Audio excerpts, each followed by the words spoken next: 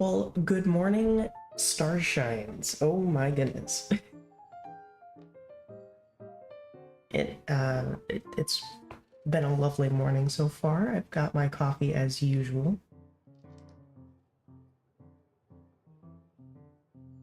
Gonna be waiting for a few people to join in.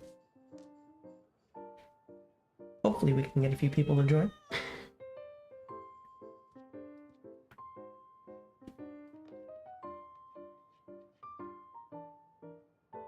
Right now we have the lovely Cat's Tail Tavern theme music going on. That's why you're hearing the cats meowing in the background. I love sitting in the TCG room and just enjoying the music in there. It's just so calm and peaceful. It's great.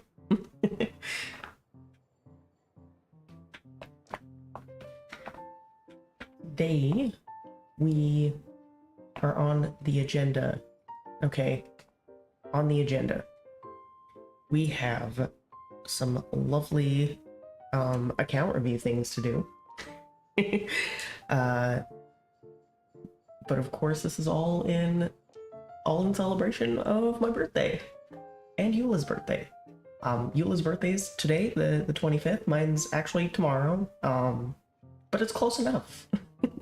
It's close enough to share a birthday with my waifu, so I am totally okay with that. And then Nahita's is on the 27th. Excuse me? Like the literal Dendro Archon. And probably my second favorite element ever in this game.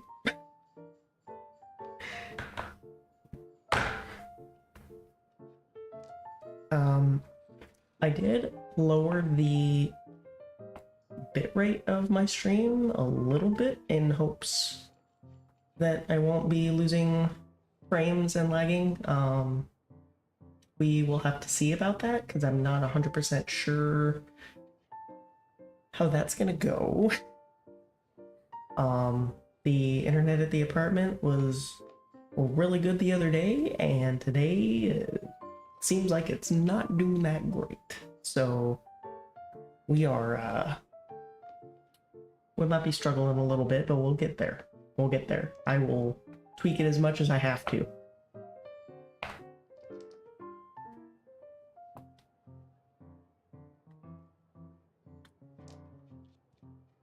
I hope everyone has been doing well the past few days. Anyone excited for Halloween? I know I'm excited for Halloween.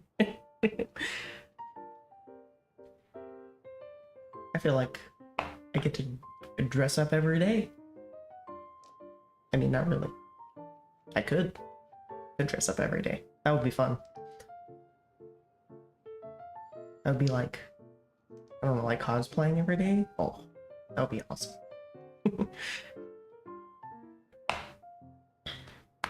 But yeah, we are gonna be doing a little bit of a birthday celebration stream. Again, I hope that things aren't too echoey. I have no soundproofing yet. There's not really much I can do in the way of soundproofing, unfortunately. So that's always fun.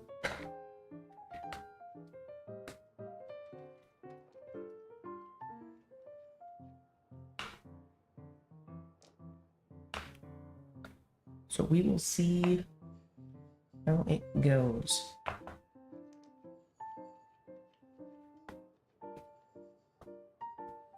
Oh, I don't know if you guys noticed, but I do have a little weird box like on the screen. I think I finally figured out how to implement chat and have it function. That has been like the biggest struggle for me lately, is getting the chat box to work properly, and I think I finally got it to work properly, which is great. I swear, technology is not my strong suit, which is not a good thing when you're it's not a good thing when you're the future career involves computers. Somebody call SciU tech support, please. Help.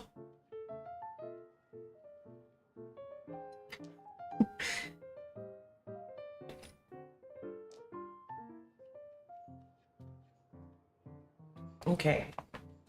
Well,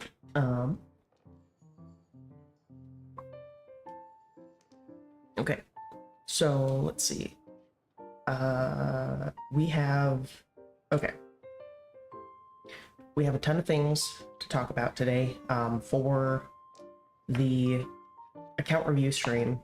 So obviously we're going to be going over my day one Genshin account. This is the account that I started playing on the launch day of Genshin Impact.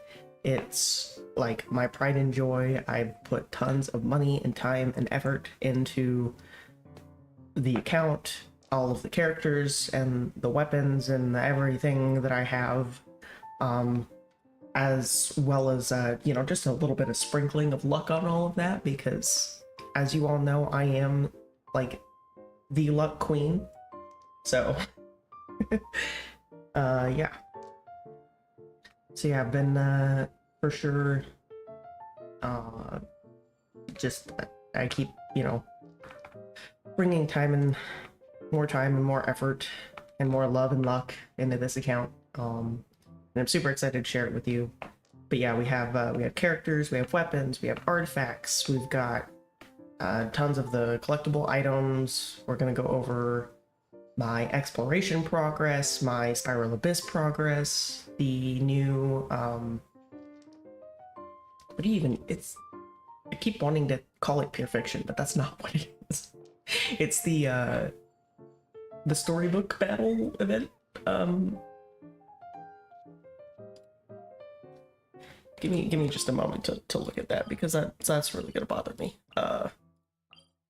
The theater. Yes. The Imaginarium Theater, that's what it's called. Can you tell that I'm still new to that game mode? But yeah, so we'll go over Spiral Abyss, Imaginarium Theater. We'll go a little bit into the TCG stuff, because I haven't really done too much Genshin TCG lately.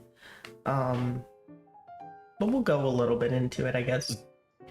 Excuse me. And we'll discuss, I guess, kind of my future plans with that, because I have some very fun things that I'd like to do with the Genshin TCG, so that's gonna be fun. And then, of course, you know, we've got, oh geez, we've got story quests, we've got so many things. So many things to go over. So, I guess with that being said, we can go ahead and get started. Oh, you know what? First, while we are transitioning over to the game, before we get into the account review, there's actually a few things that I need to do. Number one is the daily stuff. I mean, obviously I don't have to actually do the daily commissions, but I'd like to at least use my resin. Also, you guys may notice that I have the Stellar Reunion. It's been a little bit since I've played. It's been a little bit since I've played. I did not need to take that long of a break, but I did. So, first of all, oh, I guess I got my teapot stuff that I can check on, because I always forget the teapot exists. And I always, like, every time I come in here, I'm like, oh yeah, I'm gonna make this, like, so pretty, and I'm gonna make it, like, really fun, and, like, I want to go to it every day, and then I just never do. But as it's Eula's birthday today, we're gonna be roaming the overworld with Eula, as we should. As we should be doing. Because if we're not parading Eula around, who else is gonna know that I'm the #1 Eula main, right? Sure, I guess we can go ahead and just make a bunch of these things. I don't even know. I'm just making stuff to make stuff. Just making stuff to make stuff. What are we missing? Just red dye and some wood? Guess we can make that. Red dye and some kind of wood.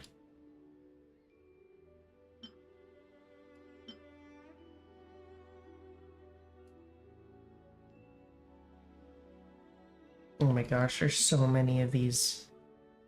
Like, there's so many of these building things that I don't know, because I never use them.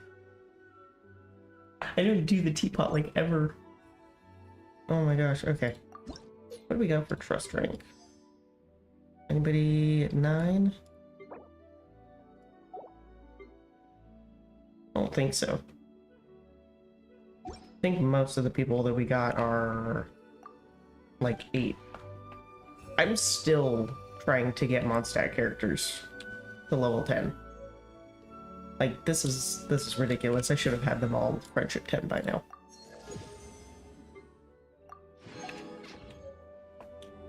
But yeah, so we did the teapot. Let's go ahead and... Teapot salesman is here? Oh. Well, I suppose I should do that, but first, let me... He's,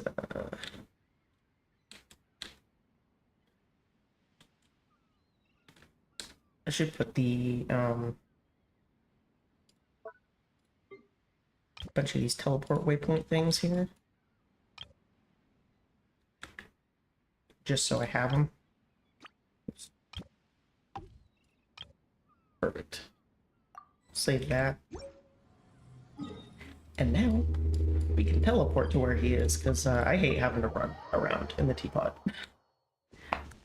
And, I mean, like, I don't mind running a little bit, but I would rather have, like, as close to proximity as possible. I don't want to have to run from all the way up there down here. That's a long ways away.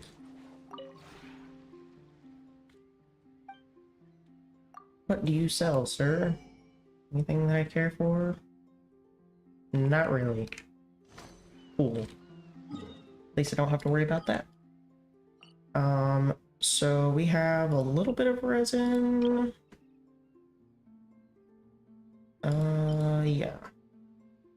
So I need to use this a lot, because I have... Oh my gosh, I have not enough materials for anybody or anything. I've also been still trying to get, like, farm these, because I do not have nearly enough of these that are even semi-usable, which is not okay. Absolutely not okay. But yeah. We're just gonna go ahead and do this. By the way, they added the echo for Zhongli. Oh my gosh, it looks so cool. They need to do one for Eula, like, immediately. Like, just make it look like her ultimate sword thing is just following her around all the time. Or I don't even know. Just give her some cool shit, please.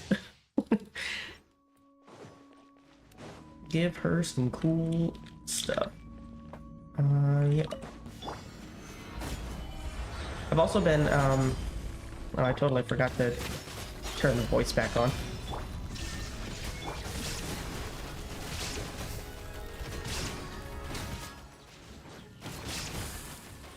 Totally forgot to turn the voice back on, but,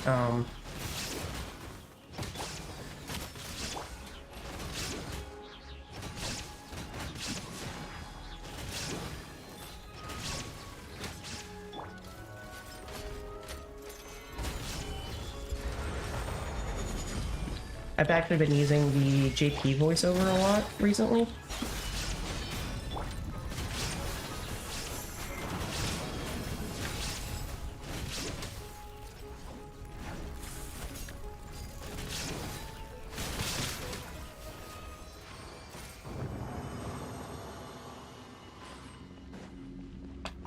I love I mean, I love Eula's voice actor in like all the languages. Like, they do such a good job. Ooh, nope. Okay, cool. Those were all garbage, but it's fine. Oh, yesterday I got this onset cryo. Oh, that's not what I wanted. Audio dialogue. Shh, Paimon. It's okay. It's okay, Paimon. Shh. Don't worry about it, Paimon. Okay. But yeah. So I've been. I don't know. I love all the voice actors for Eula, just in every language. They just do such a good job. I feel like they love like doing their job when they get to voice her, because she's so elegant, but also is like a little bit of a hothead, even though she's so I don't know. She's like a hothead, but also icy personality. It's great. Hey, welcome to the stream, Clover. Glad you could make it.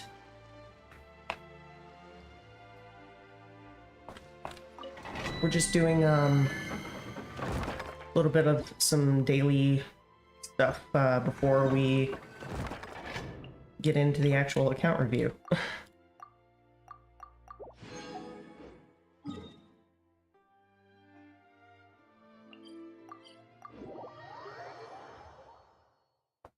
Hope you're having a wonderful day today so far.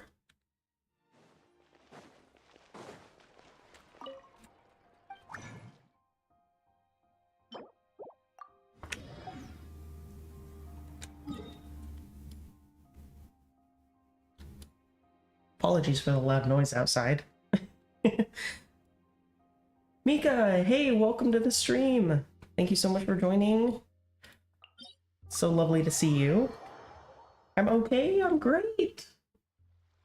It's Eula's birthday. My birthday's tomorrow. Like, what more could you ask for? Basically sharing a birthday with your waifu, okay? Come on. Basically sharing a birthday with your waifu. How could you not love that?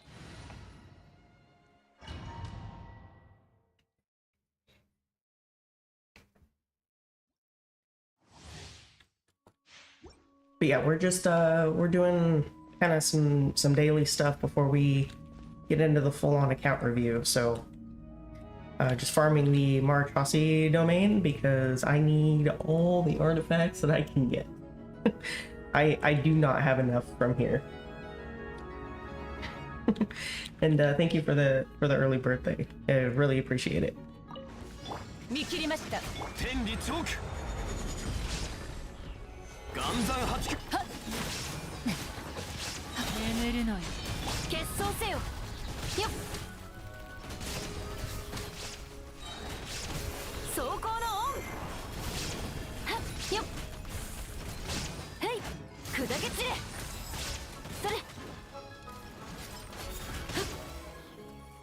Ooh.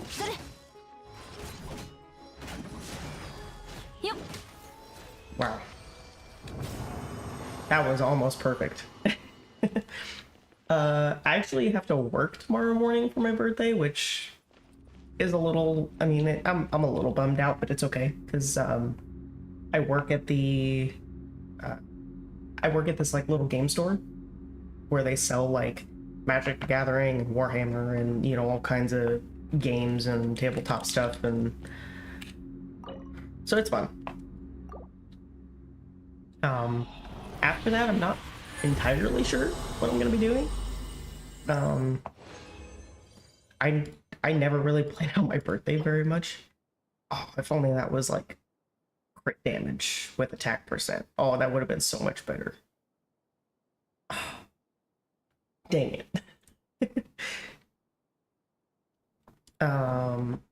But yeah, I don't know. I don't really plan my birthday stuff much anymore. It's not like that I'm too old for it or anything. It's just I have no idea. I have no idea what I want to do ever. I am not a planner. I forget my own birthday half the time. I'm kind of surprised at myself for that some days, but it's fine. It's fine. Don't worry about it.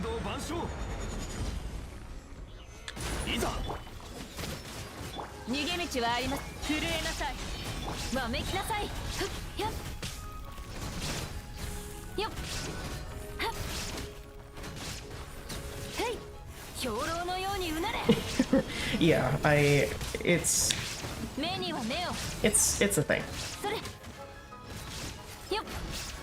早く。That is what we wanted to see. Perfect. I feel like my Rosaria needs a little bit more energy recharge, but I really don't want to swap her off of the build she's on because she's just having the overcapped crit rate just makes me laugh. Wait, I'm sorry, what was this? Oh, my Tignarius Friendship 10, guys! It happened! Oh, that's such a cute name card. Okay, I love that. That's lovely. I love that. That's great. Okay. I was not expecting the Friendship 10 from Tignaria right there, but that's awesome. Is my chat box really not working? Oh, I swear I'm gonna hold on. Hold on, I need to fix that.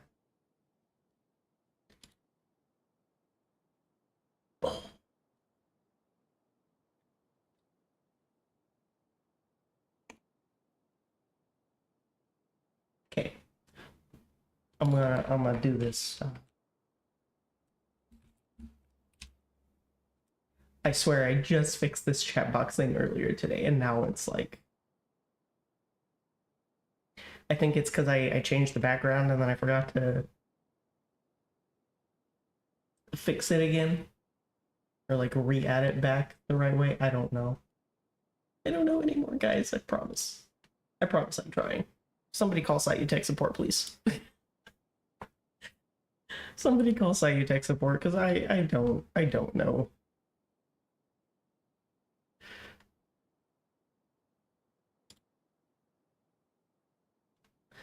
I don't know. Oh. Okay.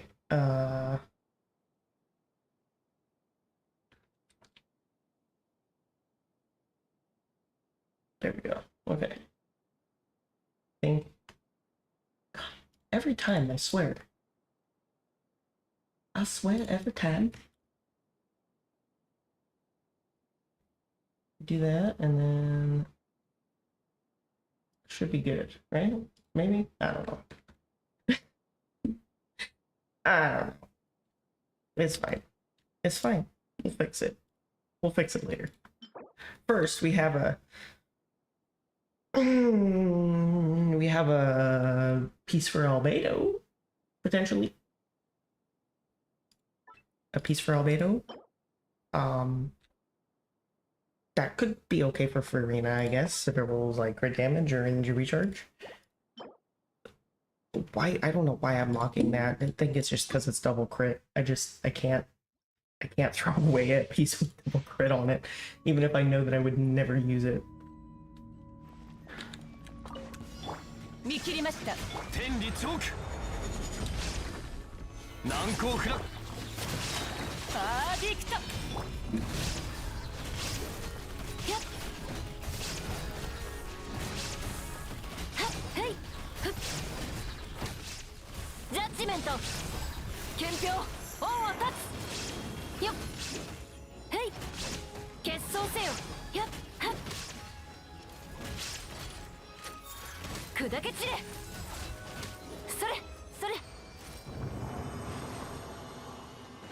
That didn't go exactly the way it's planned, but it's still down. Yeah, let's go ahead and use the condensed resin now.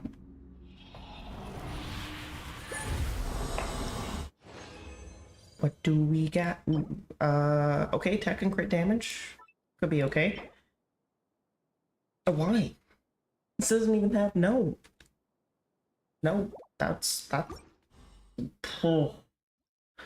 That flower is no.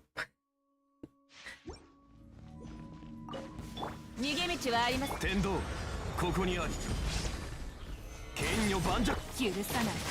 眠るのよ。わめきなさい。はっ。走行の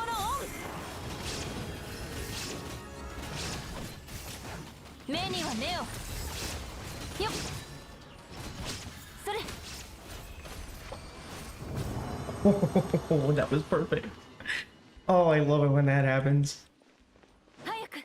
I'm able to clear this domain so fast because of that.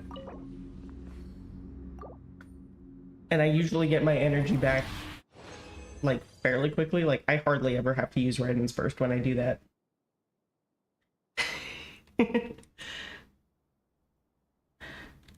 Hey, hey, welcome to the stream!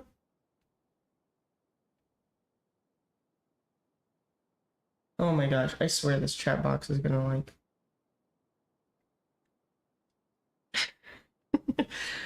I have a chat overlay and it just does not seem to be working. But yes, birthday on the stream on this particular day. What a coincidence. Of course I'm gonna stream on Eula's birthday and my... Oh my. Okay. Yeah.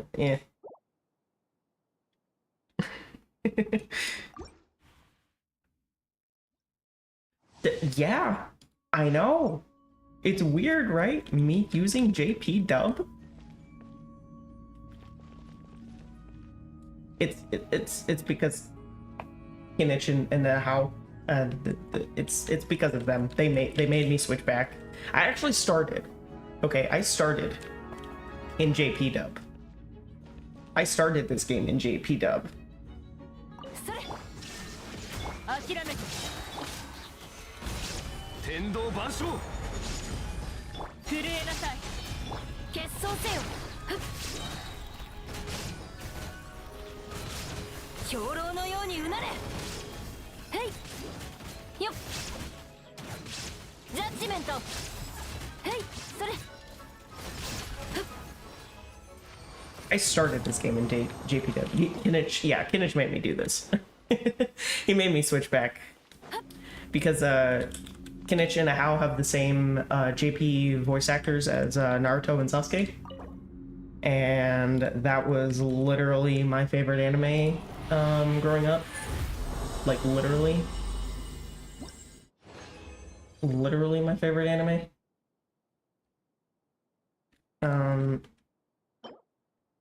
Geo, I mean, I guess it's something.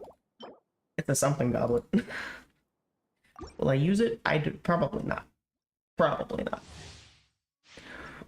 I have like too many Geo goblets, I think. And I don't use Geo characters hardly ever. 見切りました。天理チョーク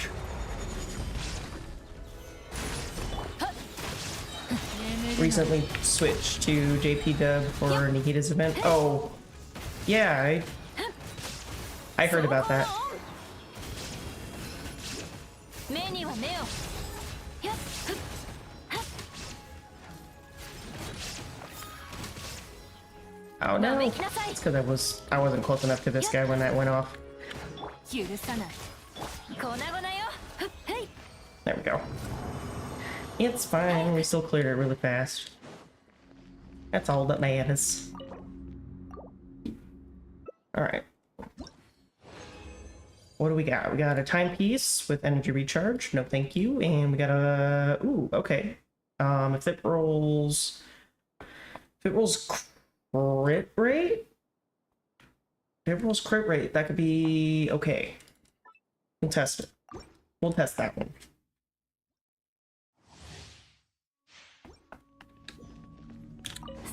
逃げ道はあります。天道ここにあり Oh my gosh. Hit the right button, please. 結晶せよ。よっ。はっ。兵糧のようにうなれ。やっ。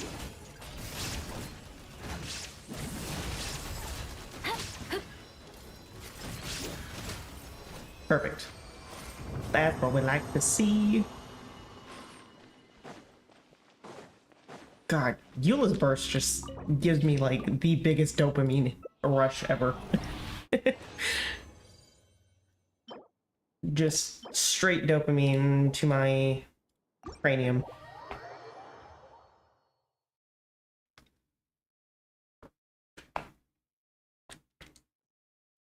I see big explosion and big number, and it's fantastic.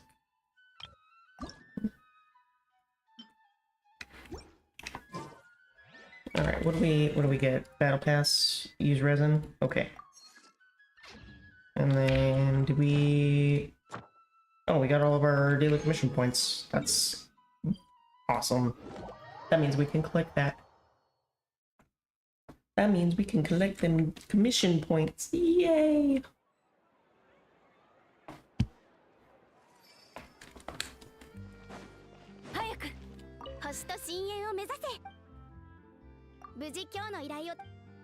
I forgot what Catherine sounded like in Japanese. Oh my good lord. I totally forgot what Catherine sounded like with JP dub. Oh my gosh. Okay. Okay. Cool. So we did that. I think that's it, right? That's all the daily stuff. I guess that's all the daily stuff. Ow. That's something. That's real something. Okay. Let us go to the lovely Mondstadt here. We're gonna find a lovely place to chill while we do this account review.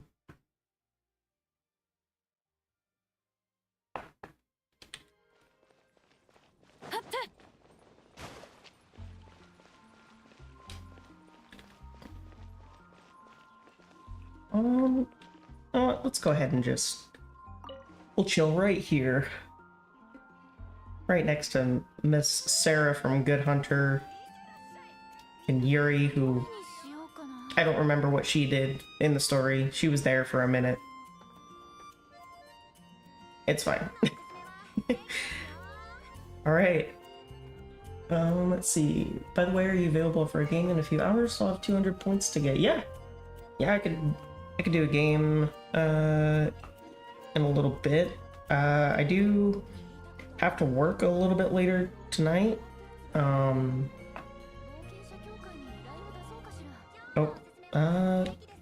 I will be right back. Give me just a moment, guys.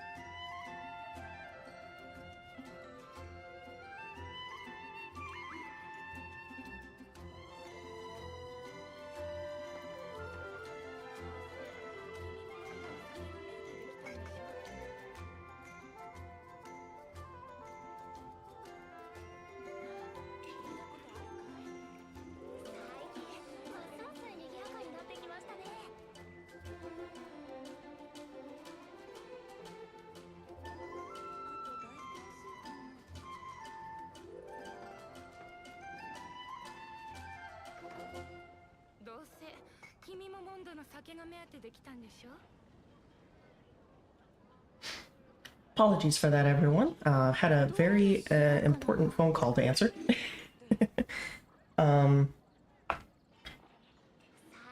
But But yeah, so I might be free for a little bit after stream.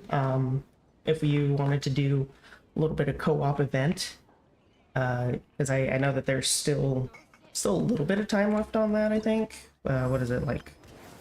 Yeah, we got a couple days. So worst case scenario, we can always do it on the last day, because procrastination is key here, guys. All right. So let's go ahead and I guess let's get this account review underway. We've got tons of stuff to go over, so let's get started with that right now. First of all, let's go over the characters. So I'm just gonna go ahead and scroll down, like all the way down first, and then we're gonna kind of work our way up. So scrolling all the way down, you'll see I have Kinich at level 1. And I also have Jalonin at level 1. So I did a recorded video for my Kinich summons. I just literally have never had the time to edit it. It will be out. Maybe. I don't know. Most of you guys will pretty much just know that I have Kinich, but I would still love to be able to at least get that video out, because that video was insane. It was insane. And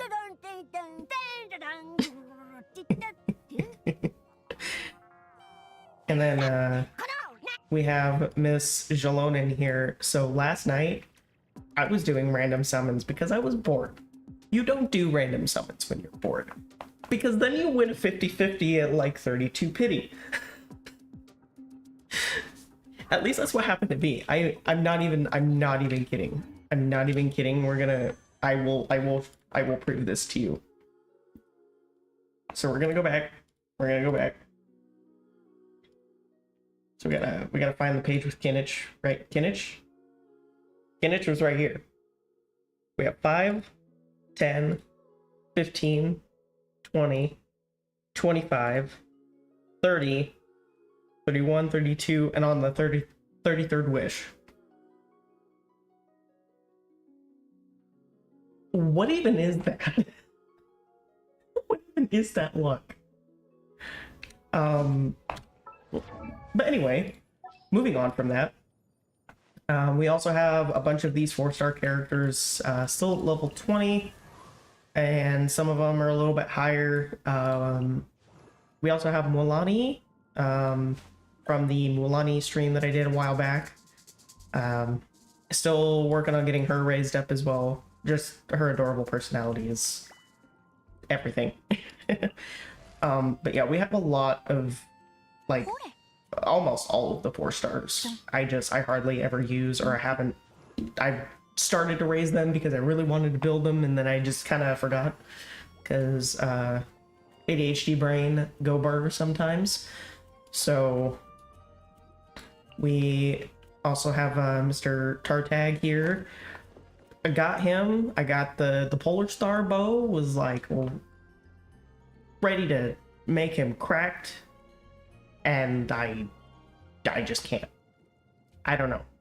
One of these days I'll build him and make him better, but right now I'm just like, no, I'm good. We have some of these 4 stars at level 80. These are the ones that I use semi-frequently, or I built to as like really good supports. Some of them I did, like Jinyan and Ningguang, I did a long time ago as like, this is going to be my main for the week challenge. Like that people used to do all the time. So that's why these ones are level 80. A lot of my 5 stars are still at level 80. And then we have, of course, all my level 90s and stuff. And some more level 80s up here as well. So all of the starred characters are ones that I feel like their build 花と is 酒を手に景色を堪能 is しようと done. したが Like I could あの obviously 頃とはもう min-max 違 them, う but their build 悠々 is とまた like their level, their talents, their weapons, their artifacts, like everything is basically on par with what I need it to be in order to at least clear the abyss with them, and clear like even some of the harder like event content I can clear with them as well. So obviously we'll be getting to Miss Eula last because you'll see why. But yeah, so I 花と guess 酒を手に景 and 色 then を堪能しようとし the たが ones that are not starred are characters that I have built in the past, and I'm either just waiting to re-gear them with some more like updated artifacts, like Zhao, for example. I really want to get like at least a decent usable set of Vermilion for him, because for the longest time I was running two-piece Viridescent and two-piece Glad, which at the beginning of the game was awesome. But now Vermilion is just so much better, especially with a lot of the other like teammates now, like running Zhao and like Fiorina together. Just the Vermilion is just so much better.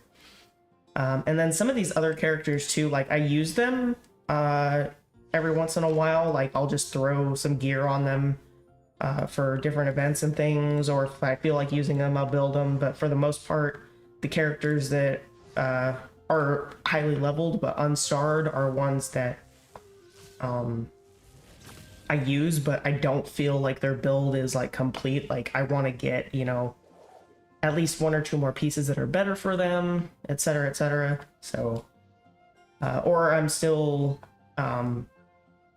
like I said, they're old characters that I'm just kind of rebuilding, or they're newer characters that I'm still tweaking the builds for.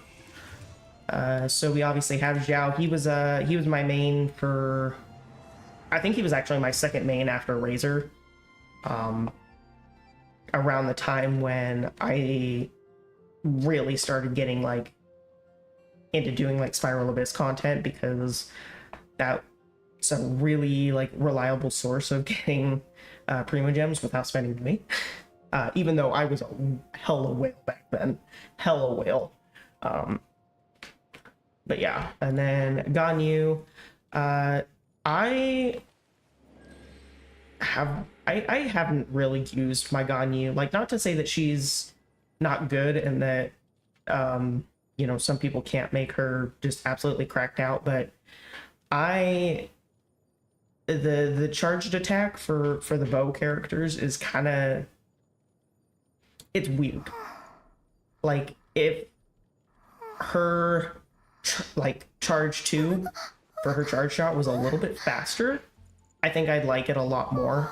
But I feel like her charge level 2 is just a little bit too long. And I only have her at C0, so I don't have the, I think there's one of her constellations that gives her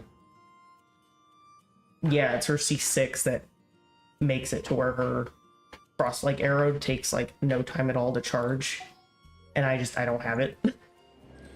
And I don't want it, so yeah.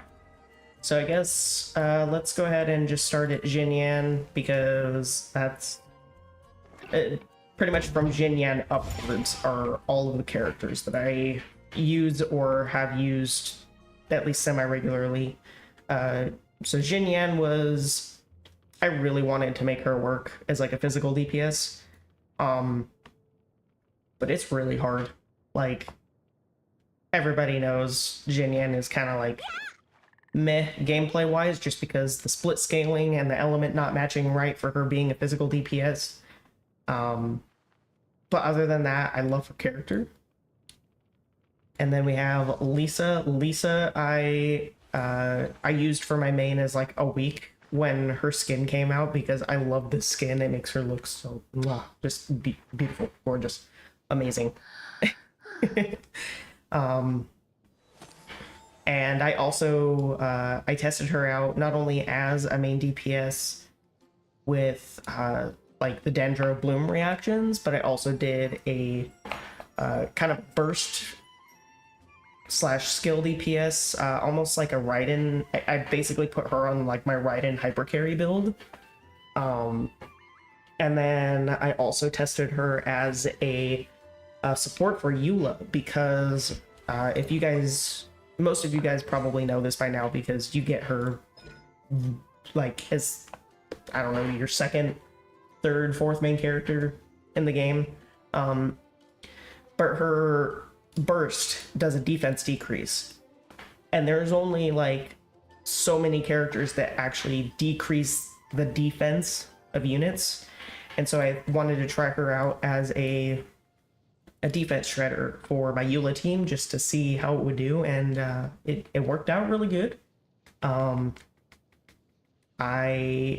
don't know, I liked it. It was definitely interesting trying to get the timing down, and make sure that like everybody's skill and bursts were like active at the same time, so that way like one didn't just go away when you didn't need it to, or you know, whatever. So it took a lot of practice to get the timing right, but it was really good.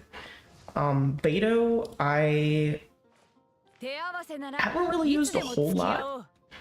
I've been wanting to get her geared up, so that way I can use her in a lot of the content for not necessarily Spiral Abyss, or just Spiral Abyss, I should say, but especially for the Imaginarium Theater, because you're limited to specific elements in the Imaginarium Theater, and just basically having all of my characters at least level 80 with level 6 talents, and having at least semi-decent gear is going to help with that a lot.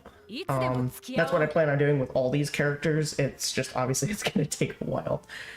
Fischl, same thing as Beto. I used actually Fischl's a little bit different.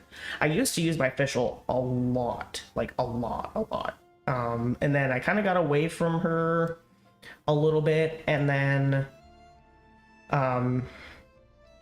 obviously now that we have the set from Fontaine, where the Golden Troop set, it buffed Oz even more, and so now I kind of want to like get back into using her, because she's always been strong, but I just really, I want to use her more, because it seems like every patch she keeps getting buffed and buffed and buffed and buffed, and it's awesome.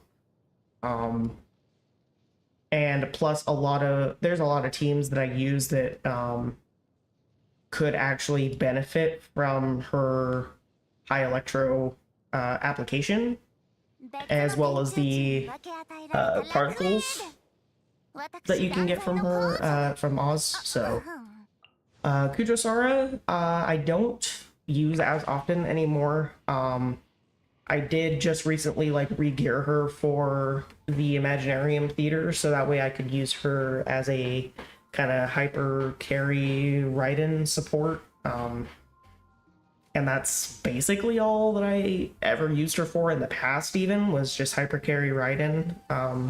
And she does a really great job of that. She's really good for, especially at C6, she's good for every electro DPS that cares about like crit stats and everything, which I think most of them do, if not all of them. And she does such a great job at that. I just wish I don't know, I just wish I had more use cases for her, but most of the teams that I run with Electro or with Electro DPS are either Dendro, or they are support for some other team. And she, like I said, if I ever do hypercarry Raiden builds, or if there's like any other Electro DPS that like I want to just hyper carry the hell out of them and make them do as much damage as possible, then absolutely I'll use her again. But for the most part, she is kind of taking a back seat. Taking the back seat. So Kuki Shinobu I use absolutely all the time. She does not have any artifacts right now because I'm trying, because I was running her on the 4-piece of the Millilith, and actually let me check what I got here, because I think I still have. Yeah, I was running her on 4-piece Millilith, but I kind of wanted to get away from that a little bit and put her on a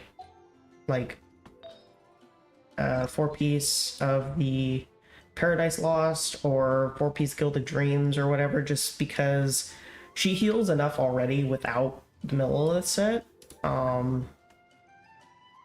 But because of how much she impacts like Bloom and Hyper Bloom, or Hyper Bloom teams, especially with Alhaitham, because I run her pretty much exclusively with Alhaitham.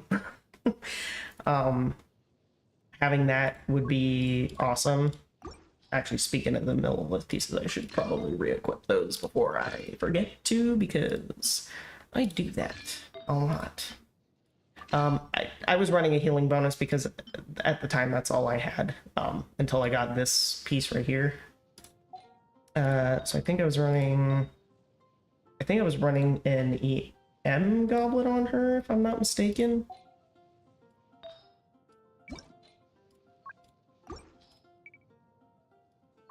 Let me check EM here. What do I got?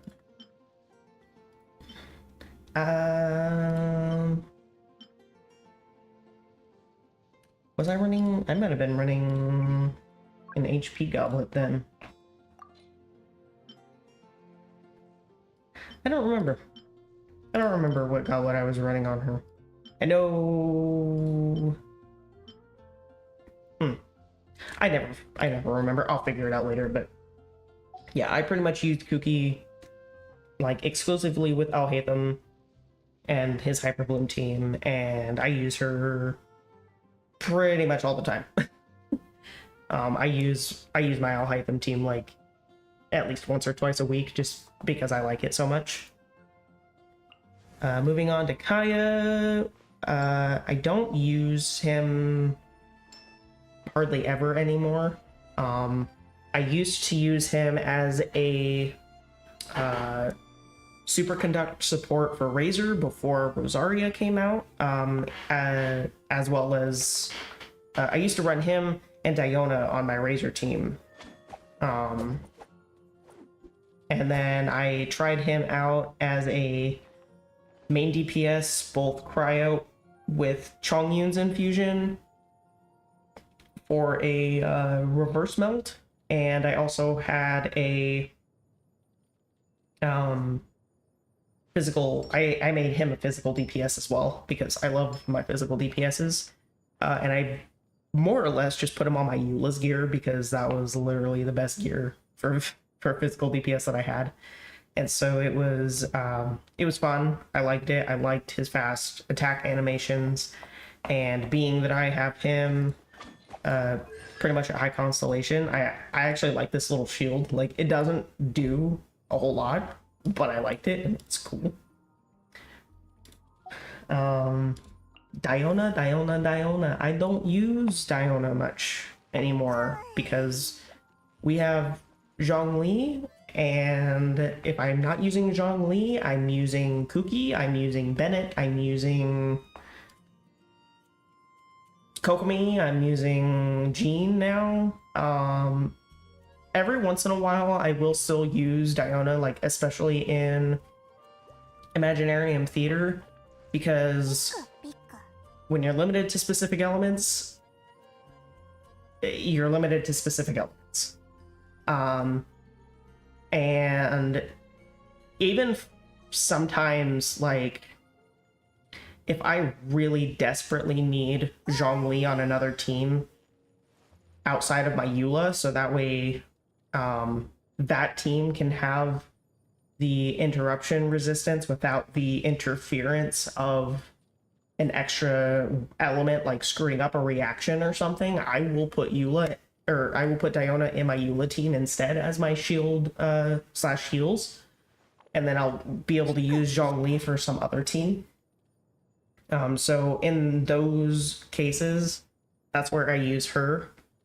I have been wanting, though, to eventually swap out the shielding altogether, and just get better. do the whole get good thing and get rid of the shields altogether, and put Mika in there instead, because Mika is a healer, but he also does he does a lot of like damage buffs for Eula, and the more damage for Eula is great for me. More damage for Eula is great for me. So obviously I leveled him up. His talents I'm still working on. He is at C6 though, thankfully. And then artifacts, obviously I still need to work on those a bit. But eventually Mika will be just absolutely busted for my Eula. It will happen one day. I promise. Ningguang we kind of already discussed. She was... I really wanted a Geo DPS that wasn't... that was more attack-based, because a lot of my other characters were attack-based. And she pretty much fit the bill. And I used her as my main for like a week or so. I did some... I think I tried to Spiral Abyss with her once. I used her both as main DPS and support.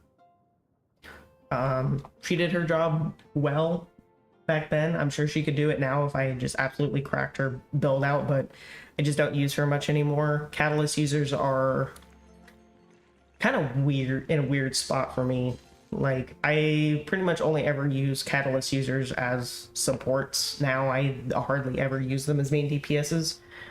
But I would like to revisit Ningguang again. I think that would be fun, especially because we have definitely some newer supports that can just buffer damage overall instead of like the entire team's damage.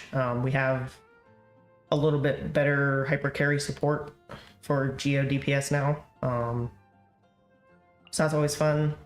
Yunjin, the theater opera queen over here that she is. She's great.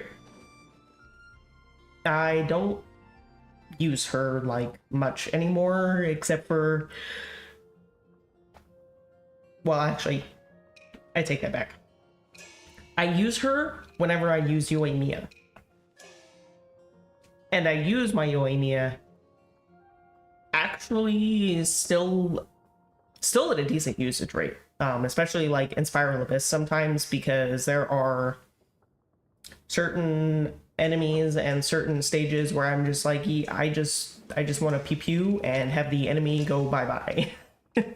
And Yoimiya fits the bill, and Yunjin, just because she buffs all that normal attack damage from Yoimiya, even if I do like Monopyro Yoimiya, like that's still way better. Diluc, I raised him because of the skin. I want to use Diluc. I just haven't yet. Like, I mean, I have like used him before, but not at like a really active level. Like, I haven't used him in Spiral Abyss. I haven't taken him up against like any of the harder content at all.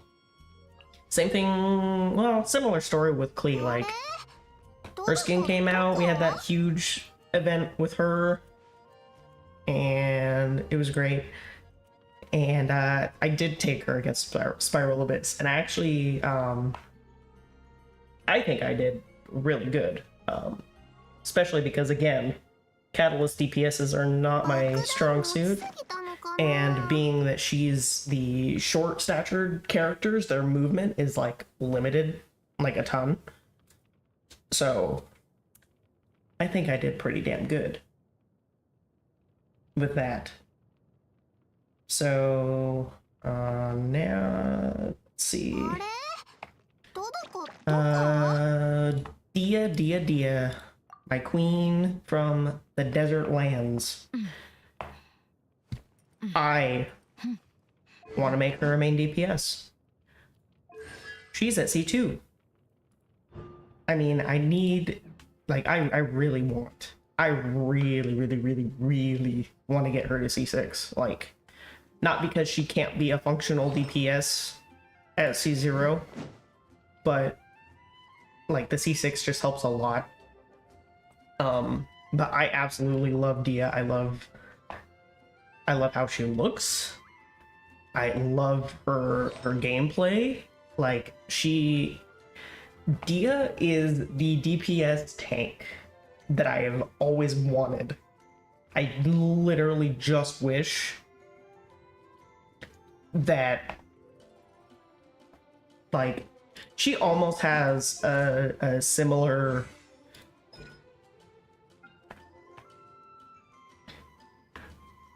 like, she has a weird similar split scaling, like, off of HP and attack, kind of.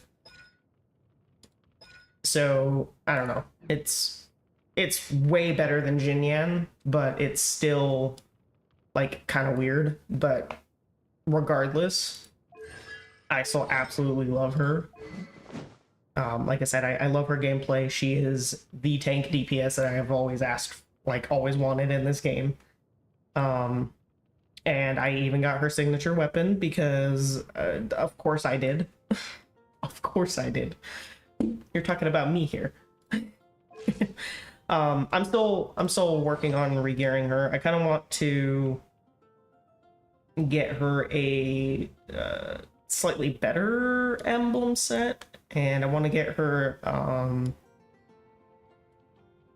like, I want to get her like a team put together that's like just gonna absolutely like destroy the Abyss. Not that she can't already, but like I want to make her absolutely 100% cracked out. Lenny, adorable, love him, love his character. He's great, he's fantastic. The story made me want to wish for him. I will never touch his banner ever again, especially after last time. If you guys do not know, I believe it's still up on the channel. It's an old video where I summoned for Lenny. I lost the 50-50 on both his character and his weapon banners. I went to pity both times. Like, I went to pity to lose the 50-50, and I went to pity to finally get him. And the same thing on the weapon banner. Went to pity, lost the 50-50 on the weapon, went to pity again and got it. Like, this was just... I almost, like, he's leveled up. I wanted to use him. I don't now. Like, I use him for overworld exploration if I need materials for Fontaine characters. Because his summoning session made me so angry. It's not even Lenny's fault. Okay, it's not even Lenny's fault. It's the bad things happened, and I have PTSD. Okay, I have PTSD from that banner. Mona, she is gorgeous. I use her I actually used her in my Dia team when Dia first came out, just because she was kind of the only one who had decent Hydra application and was able to buff Dia's damage for like literally the full amount of time of her burst, and also work with Dia's burst, because Dia's burst counts as burst damage. Like, Dia's burst counts as burst damage, but the animations themselves you would think would be normal attacks, so that way they'd be similar to like Raiden, where you can spam your normal attack and like Yelan and Xingqiu would work.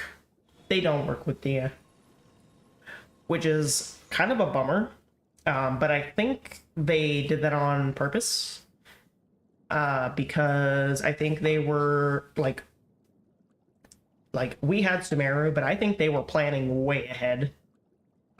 They were playing some 4D chess when Furina, when they released Furina, because they're both HP scaling, and Furina literally just buffs Dia. Like, I mean, Furina buffs everybody, but like I think that they were wanting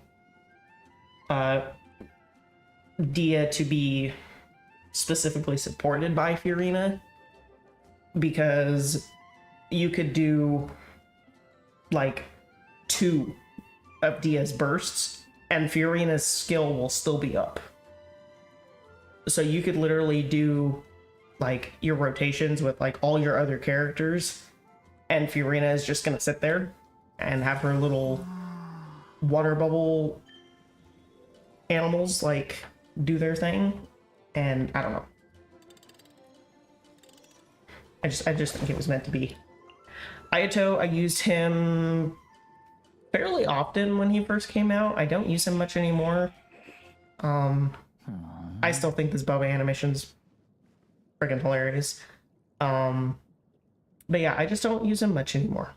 It's not that he's a bad character, it's just I think I kind of grew out of the playstyle where he kind of sits still and I just hold left click. Like, holding a button down, I'd rather just spam the button.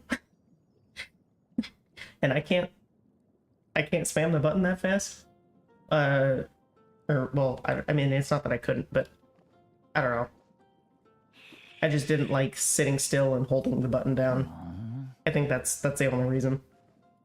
Nilu, I don't remember the summoning session too much with Nilu, except for I had to wait to get her weapon on like a rerun or something. I like her as like a character, but I just don't play her much. I don't know if it's just because I haven't found the right team for her yet.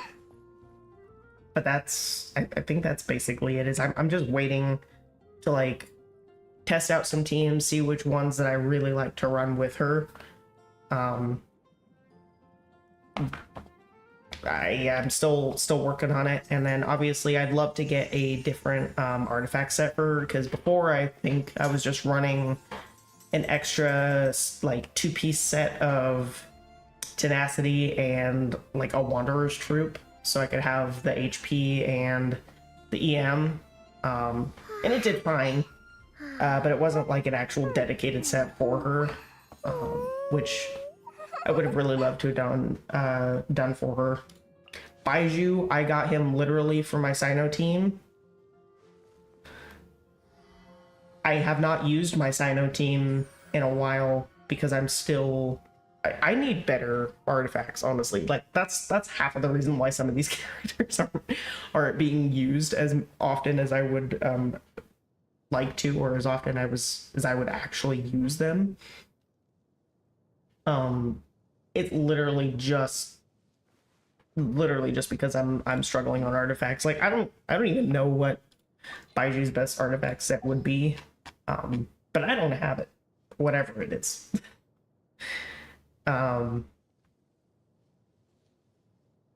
like, I think I would honestly just run him with a 4-piece instructor, because I don't want to change my Nahida off of Deepwood, because I use my Nahida as a Dendro support for like Alhaitham and Tignari, and I mean that's really about it. Or sometimes Nahida is like my only Dendro DPS, so I don't really want to take her off of Deepwood for that reason either. So if I was going to run a double Dendro support team, I would probably put him on instructor, but I just don't have any decent instructor pieces. Only other thing I could do would be, I think there's like one other set that I could run on him besides Deepwood or instructor, but I don't remember. I could run like 2-piece obviously, but yeah.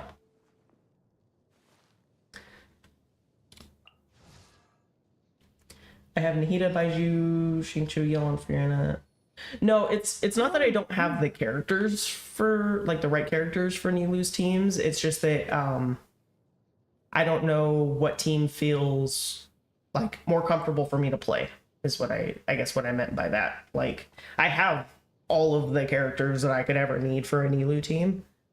I just haven't figured out like the right configuration that works for me. Like, the OG team when she first came out was it was like Nilu, you had your Dendro Traveler, you had Kale, and then you had Kokomi. But then Nahida came out and you were able to kind of swap out Kale for Nahida, and Nahida literally just changed the game for Nilu, like a lot. And then obviously now, if you want to run Nilu as like just a pure Bloom support, you could have like Kabe be your main DPS for that team. But yeah, like I said, I just haven't found the right configuration that is comfortable for me to play yet when it comes to a Bloom team. So that's the only reason why I don't run it. Keqing I built and used when she got her skin, because this skin is absolutely gorgeous and I will never change it ever again. I just don't use her much anymore. Again, she's a great character. I liked using her for the little bit that I did, and that was enough for me. I actually have a pretty decent set of Thundering Fury for her, especially if I'm running the Jade Cutter, but like I said, I don't use her hardly ever, except for in Imaginarium Theater. Ayaka was weird. So Ayaka's banner lasted like, I think, an extra week or so longer than it was supposed to, and I don't think I was originally gonna summon for Ayaka, and then I did, and so I got the Mist Splitter later on, I think, because for a while there I was using the Aminoma, but yeah, I eventually got the Mist Splitter. Oh, it was her rerun, that's right. So I got her C0, and then on her rerun I got her to C2 with the Mist Splitter. And I use her whenever there's an Abyss or an event that like freeze teams are great, because she is literally like, she is the freeze team queen. But other than that, I don't really use her. Chi-Chi, I raised as kind of a joke. So, like, not to say that Chi-Chi's bad as a healer. So this was literally right before Baiju's banner. And if you didn't know, Baiju and Chi-Chi they take the same violet grass materials for their ascension. Well, I had farmed all of the violet grass that I could ever need for Baiju. Except I spent it on Chi-Chi. It was a joke. It was supposed to be a funny, haha, look what I've done. I've made a huge mistake. I don't know if that video is still up on the channel. I don't remember if it did well or not. But yeah, I tested out her healing. I tested her as a DPS, like a physical DPS, and that was about it. Aloy? I actually like Aloy. I wish that she was slightly better. She's kind of like a... I would describe Aloy as a reverse melt burst DPS, so like Ganyu but the reverse, kind of. They're never gonna do constellations for her. I wish they did. And then I never had a PlayStation, so I wasn't able to get the PlayStation version of her weapon, and I can't now because that was like a limited time thing. But I actually liked using Aloy and testing her out, and I would not mind doing it again.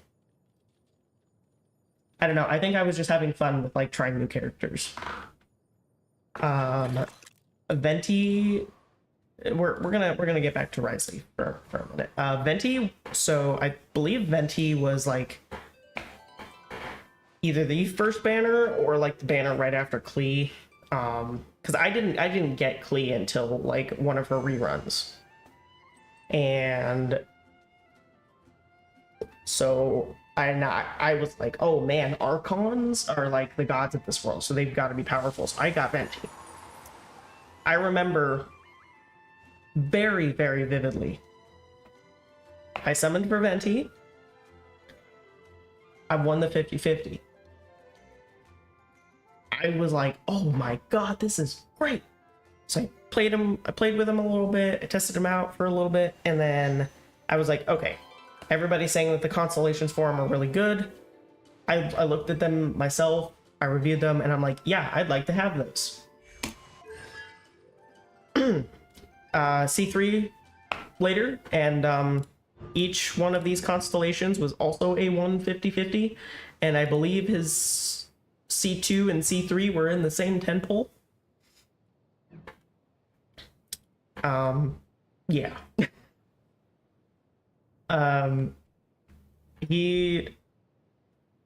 Venti is like probably still one of my favorite animo characters. Like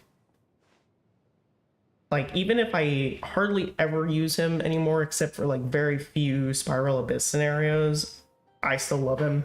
He's great, he's fantastic. I would love to like, I don't know, I'd love to make like a main DPS Venti one day. Like that would be awesome. I actually have a friend who does and makes him a physical DPS. It's weird, it's cracked, but it works. It absolutely freaking works. So I would love to pick their brain a little bit and see how in the hell they do that. Wanderer, I got C0, got his weapon.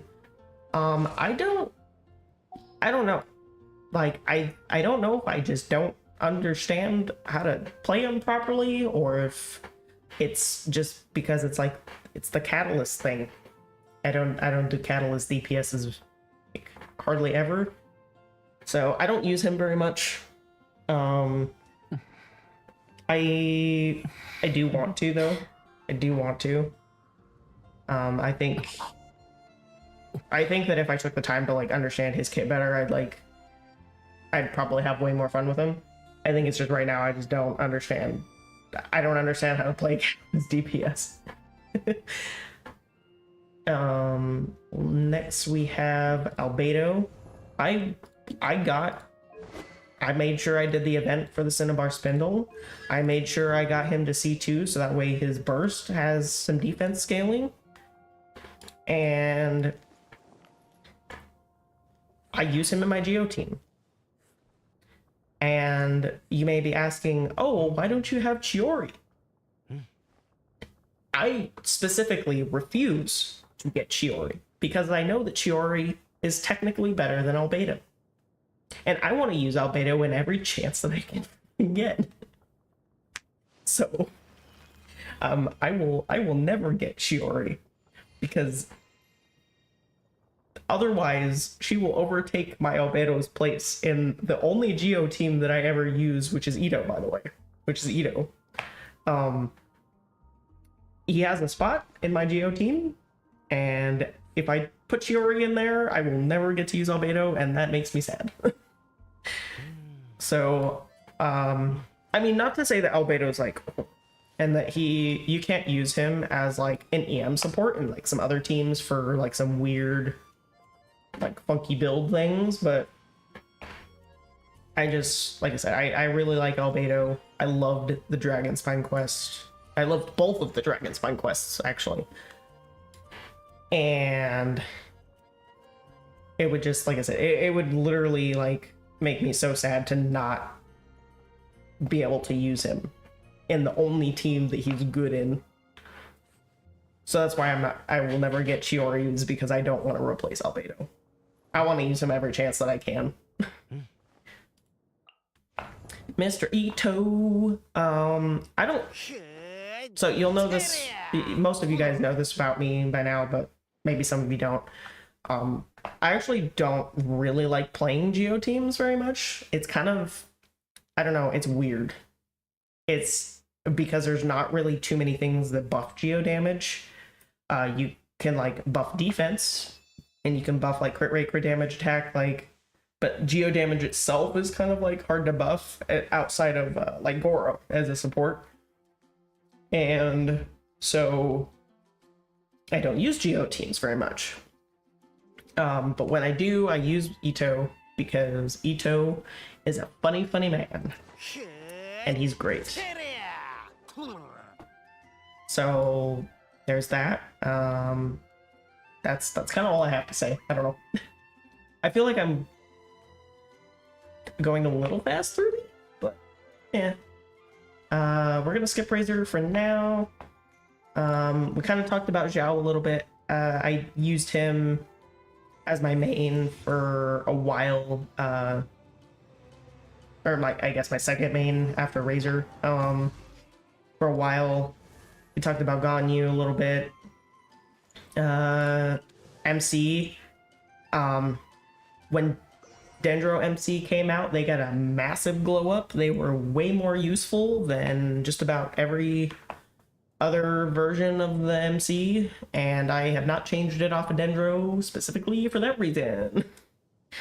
I mean, it's not like I haven't tried Hydro Traveler. I've tried like all the other travelers. Animal Traveler is not terrible. Geo Traveler's also not terrible. Electro Traveler is okay-ish. Hydro Traveler is kind of weird. Hydro Traveler is weird. I don't understand the Hydro Traveler one bit. But DMC, very straightforward, simple. You use skill, you use burst, and that's it.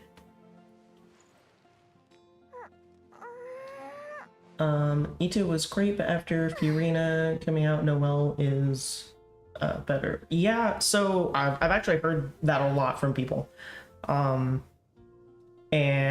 that I've also actually wanted to kind of stray away from my usual Ito team and use Noelle, because I actually used to like back when the game, you know, first came out, she was the only, like, one of the only other Claymore characters that you had easy access to, and she was also kind of a tank DPS like Fiorina, or sorry, not Fiorina, but like Dia. And I was like, man, I want to main her one day, and that day will come soon. That day will come soon, I promise. But yeah, I think Noelle's awesome, and she got a massive glow up, especially after Furina came out. So I'll definitely be trying that out, and that might be my go-to. Like, that might start being my go-to Geo team now. We'll see. But yeah, like I said, DMC, I probably won't ever change it unless either the Pyro or the Cryo version of main character comes out and they are absolutely broken for whatever reason. So there's that.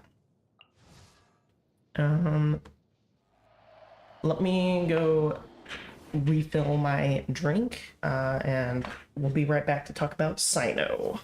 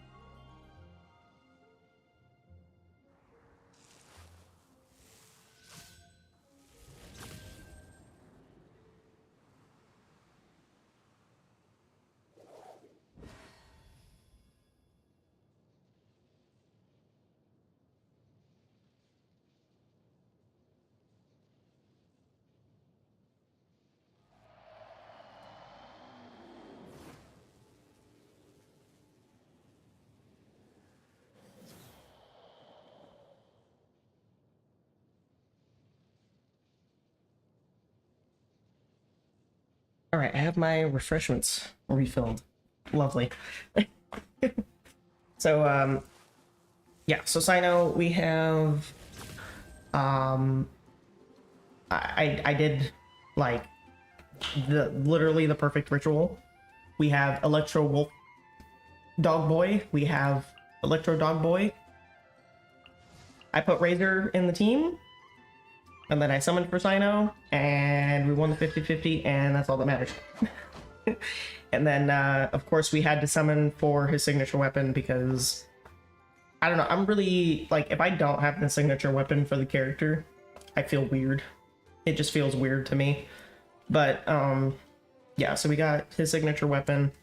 This polearm is literally probably one of the best polearms ever for just about every character. It has, I mean, a pretty low base attack, which kind of sucks, but like crit rate is super high.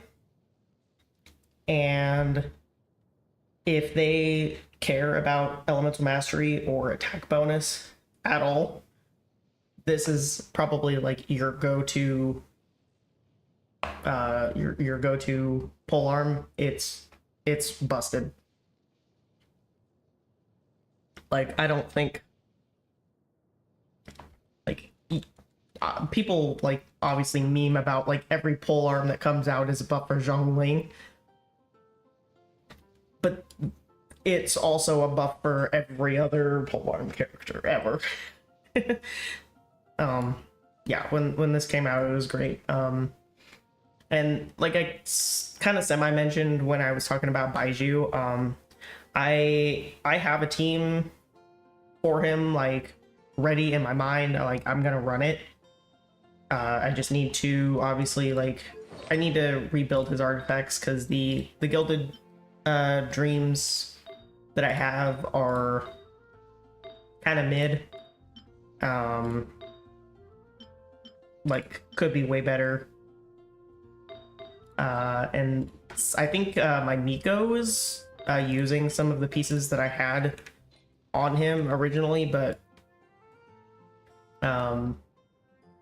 I want him to be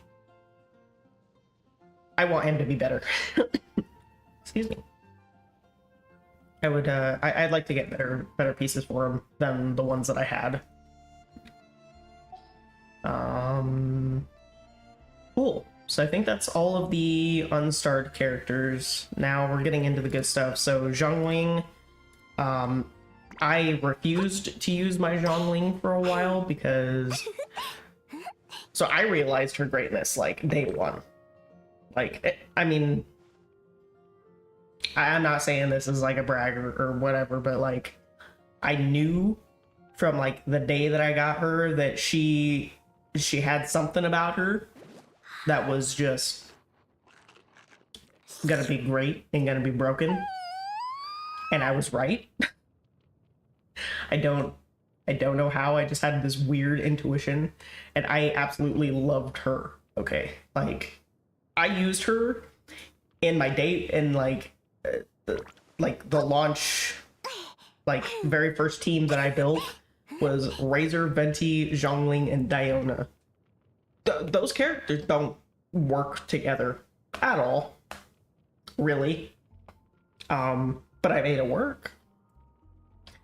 I actually tried to make Zhongling physical DPS, kind of similar to Jinyan, but obviously that didn't work out. And then I used her as just a sub DPS because she was just really good in AoE. And in the early game, AoE was like the thing. Like, they swarmed you with a bunch of hilly turtles and a bunch of the little Fatui grunt guys, and that was like basically it. And so there was that. And then Inazuma came out and just absolutely just broke her, like made her even more broken. They came out with the catch, literally the perfect weapon for her. Emblem set, perfect set for her. And like, even after Inazuma, like, everything just kept getting better and better and better and better for Zhongling. Like, everything is up to Zhongling now. There's that meme for a reason. But yeah, so for a while there, I actually, like, I stopped using my Zhongling because every other Pyro DPS that I tried to use just didn't feel like it was doing enough damage. And so I'm like, you know what?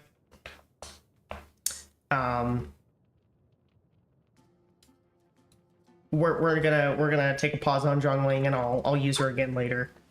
And I've been starting to like reincorporate her into some of my teams, especially now that we have Molani, because I never really had a Hydro main DPS that I've like really liked using, and Zhongling is like the perfect Pyro support for Molani, so that's gonna be awesome. I get to have the cute Hydro girl and the cute Pyro girl in the same team, guys. It's gonna be great. And yeah, I realize that that Raiden's weapon is better for Zhongling, but we'll get to it a little more later. But I still use my Raiden on a like daily basis. I am not taking Raiden's weapon off of Raiden ever. Xingqiu, I used for a little while, and then I quit using him, and then I've used him again, and I've been using him since. He's just a great Hydro off-field support. Welcome to the stream, Nox. I think that's how you pronounce it. I hope I pronounced it right, but hello, welcome to the stream. In the middle of a account review. We went through most of the characters already. We're kind of on the last little bit here, so but yeah, Xingqiu, like I said, just great off-field support. I use him sometimes in a double comp with Yelan. Every once in a while I'll use him just as the solo by himself. He's kind of one of those characters where like I use him when I need him. So there's that. Miss Hu Tao, I was actually not sold on Hu Tao, like, at least her gameplay at first.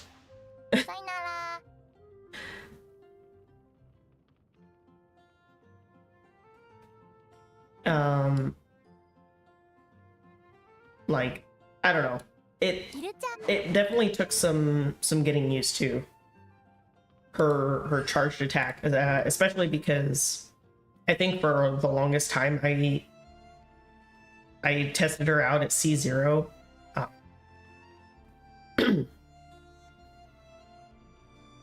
Because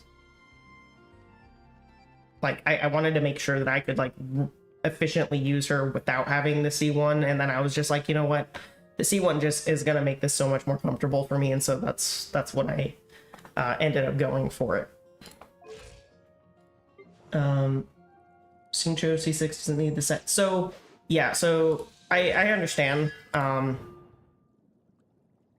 that C6 Xingqiu doesn't need the sack sword. I just use it a lot of the time when I use Xingqiu. He is my only hydro unit, and even with almost 250% recharge, like sometimes it's still, I don't know, I just like the comfort of it, of being able to have like that almost constant uptime on his burst and never having an energy problem.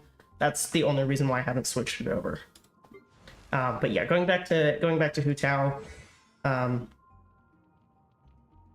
like I said, I took a lot of testing and stuff to see like if I was gonna be okay without C1, and I was just like, yeah.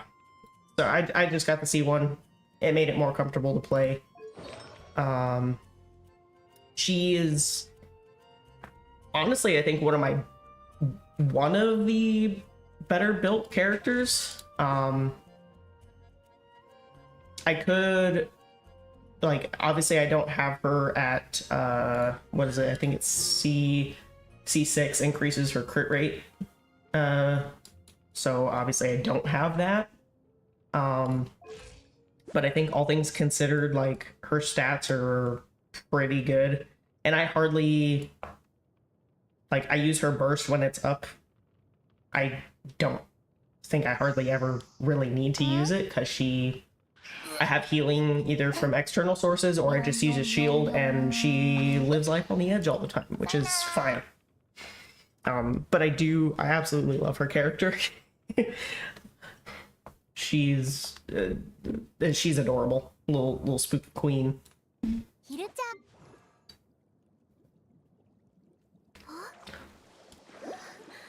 Moving on to Miss Kokomi. Oh my gosh, she is precious. She is gorgeous. I love her and her gameplay. I still remember everybody was like, oh man, she's just like a better version of Barbara. She's not gonna be that great. And literally since her release, she got a dedicated artifact set in the Ocean Hued clam, which super buffed her healing. And it made her viable in physical teams as well, because her little foam bubble explodes, right? And that deals physical damage. So the superconduct, like, absolutely, like, just makes that broken. And then obviously Dendro came out and just changed the game. She works with Nilou. She works with, I mean, she's a Dendro healer, so she can work, or like, she's a healer and she's Hydro, so she can work in literally every Dendro team that requires Hydro. So like Bloom, Hyper Bloom, I think Burgeon even, like, she's perfect for those. And Fontaine came out. We got Fiorina Kokomi combo, absolutely amazing. Like, you can almost turn your Kokomi into a main DPS. Like, you could almost turn her into a main DPS. I still just run around the Ocean Hued because I haven't bothered to change her build. A lot of the characters that I have from like before Sumeru and Fontaine, they've had their builds, and I haven't bothered to change them very much, just because they are functional. They do exactly what I need them to do, regardless of what team comp they're in. And yeah, so that's why I haven't really changed my Kokomi's build. However, I would love to still get her like a separate artifact set for specifically the Dendro comps, so that way when I run her in a Dendro comp, I can swap to that one, and she'll do a little bit more damage that way, because her healing is more than enough. But yeah. Moving on, we have Miss Fiorina. She is absolutely broken. She buffs everybody. Everybody knows about this. So I honestly, I can't rant enough. I missed out on her signature weapon twice, because I was unfortunately kind of on and off the game during both of her banners, which it sucked. But Festering Desire is, you know, a pretty decent weapon, and increases her skill damage and crit rate, which is great. It's got energy recharge, which she needs for her burst, so I mean, it's probably one of her better free-to-play options outside of the I think it's the pipe sword weapon. There's that, and then of course you can run Dockhand, just because it has the HP scaling. You can run you know, Sex Sword, Favonius Sword. You can run Skyward Blade if you really wanted to. I mean, you could run just about any crit or HP weapon on her. Even Ki of Kajini Suit, you can run that on her as well, but obviously I have this on Nilou, and I prefer the energy recharge.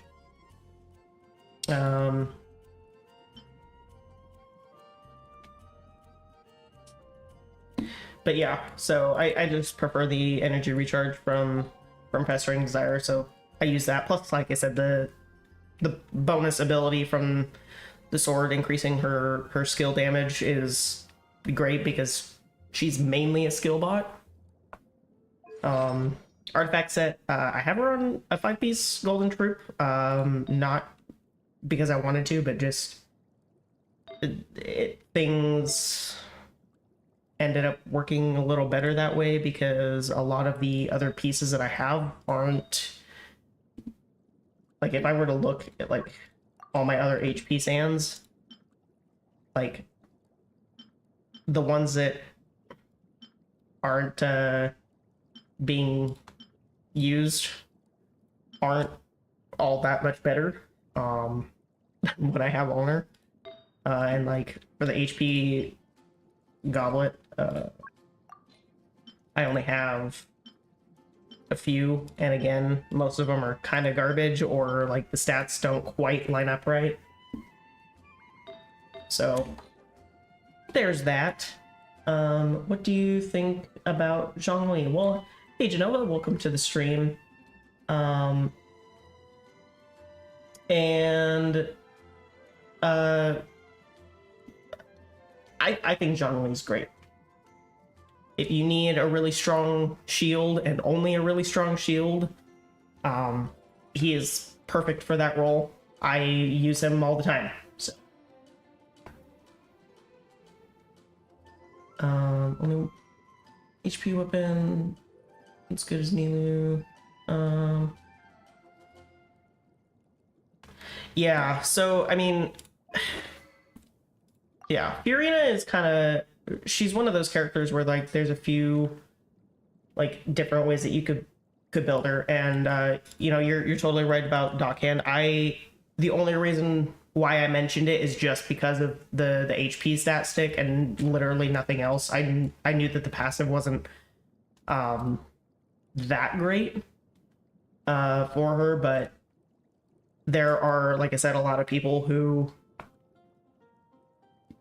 you know, may only care for it as a stat stick, especially if they don't want to go fishing for the pipe sword, or they don't have a festering desire, or they don't have like, you know, they don't have key, or they don't have her signature weapon, or even some of these other ones.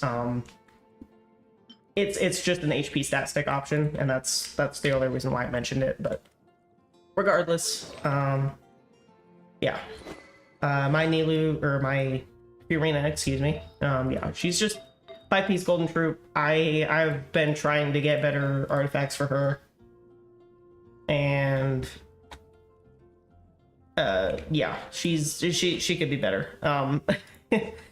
Definitely could use more HP. Crit stats could be a little better. Energy recharge could be a little better as well. But overall, I think she's not. I mean, she functions, and she does a decent amount of damage with what she has. So I can't complain about her build.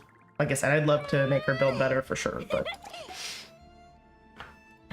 we have Miss Yayaniko next. She is amazing. I feel like a lot of people thought that she was just a better official. I feel like she is not necessarily a better official, but she is like on the same tier as official, at least in my opinion. People can argue about that all they want, whatever. I have her signature weapon for her. She is amazing. I love her. I used to actually run her on 2-piece attack, 2-piece, what was it, Shiminawa, and 2-piece Glad. And then I recently switched her over to the 4-piece Gilded Dreams, just because I wanted her to be able to do a little bit more damage and be able to get a little bit better buff for the team. And I really only care to use her for electro application in my Tignari team.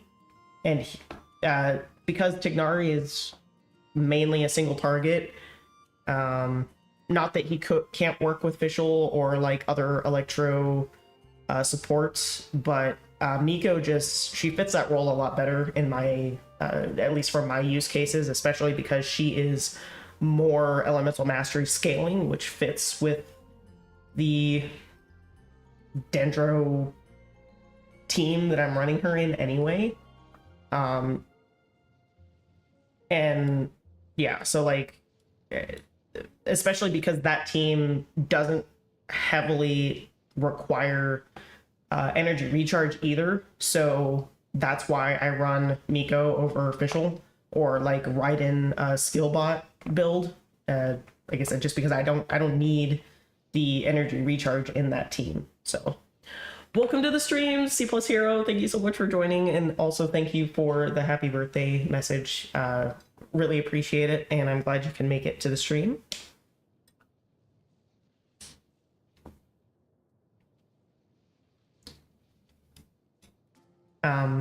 But yeah, so my Miko, she's, like I said, I use her pretty much all the time in my Tignari team.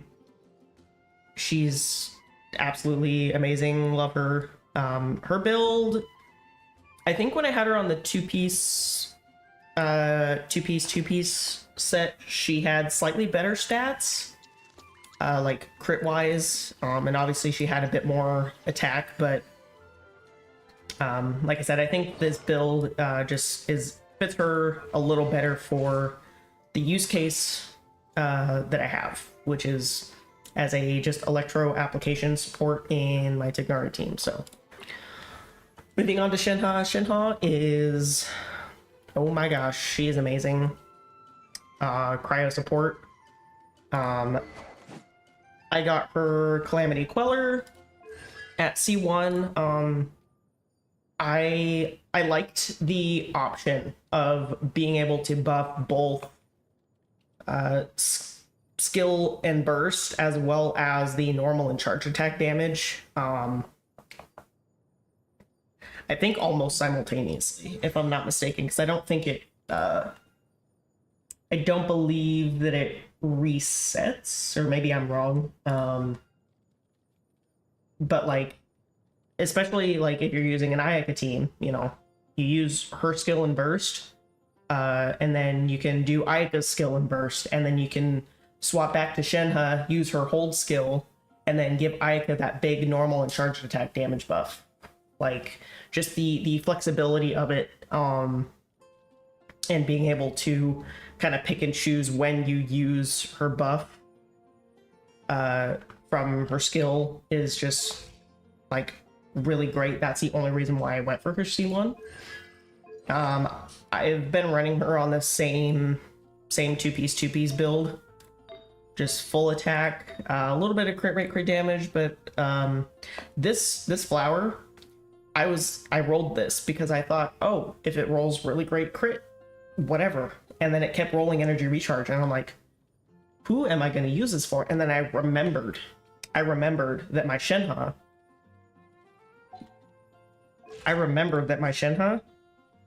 was like only at, you know, 130, 140 or something energy recharge. Putting that on her, giving her up to the 160% with the 2 uses of her skill, literally changed everything. Like, that, this flower changed everything for my Shenhe. And her build, like, is so perfect for my use cases now that I don't wanna change it. Also, welcome to the stream. I am gaming. Thank you for joining. It's so lovely to see you here. Welcome, welcome.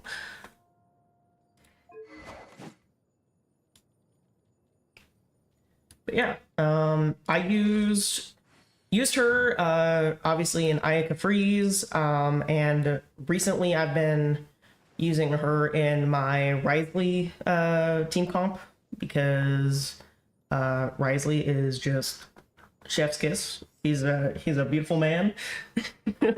And I love his gameplay, and I want to buff them normal and charged attacks so much. So there's that.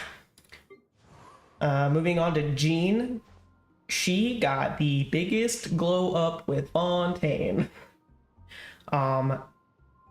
Specifically because Fiorina came out. I mean, not to say that she wasn't good before. Like, people used her as like a healer slash Anemo support. Some people used her specifically, like if they had her C4, they used her with like Zhao, they used her with like Hazo. I actually used to use her for a while in my Eula team as my healer, because I liked the when I used her skill, because I had her C2 at the time. So because I had her C2, I was using her on my Eula team as a healer, but also to get that speed boost for the normal attacks and stuff for Eula, so that way I can make her burst go big and go boom. And it was great. I use her now obviously on my Wriothesley team as my healer slash VV Anemo support, because she fits so well with Fiorina in the team and everything else. For a little while there, I think I was using her as like a physical, or I tried to use her as a physical DPS, because I thought it would be fun. And I kind of grew out of it after a while. I don't know, the way that, like, obviously I am probably the #1 Eula main right now. Outside of actual build stats, I love Eula so much. But it's always fun to like take characters that like would normally never be a physical DPS and turn them into a physical DPS, just because it's fun that way.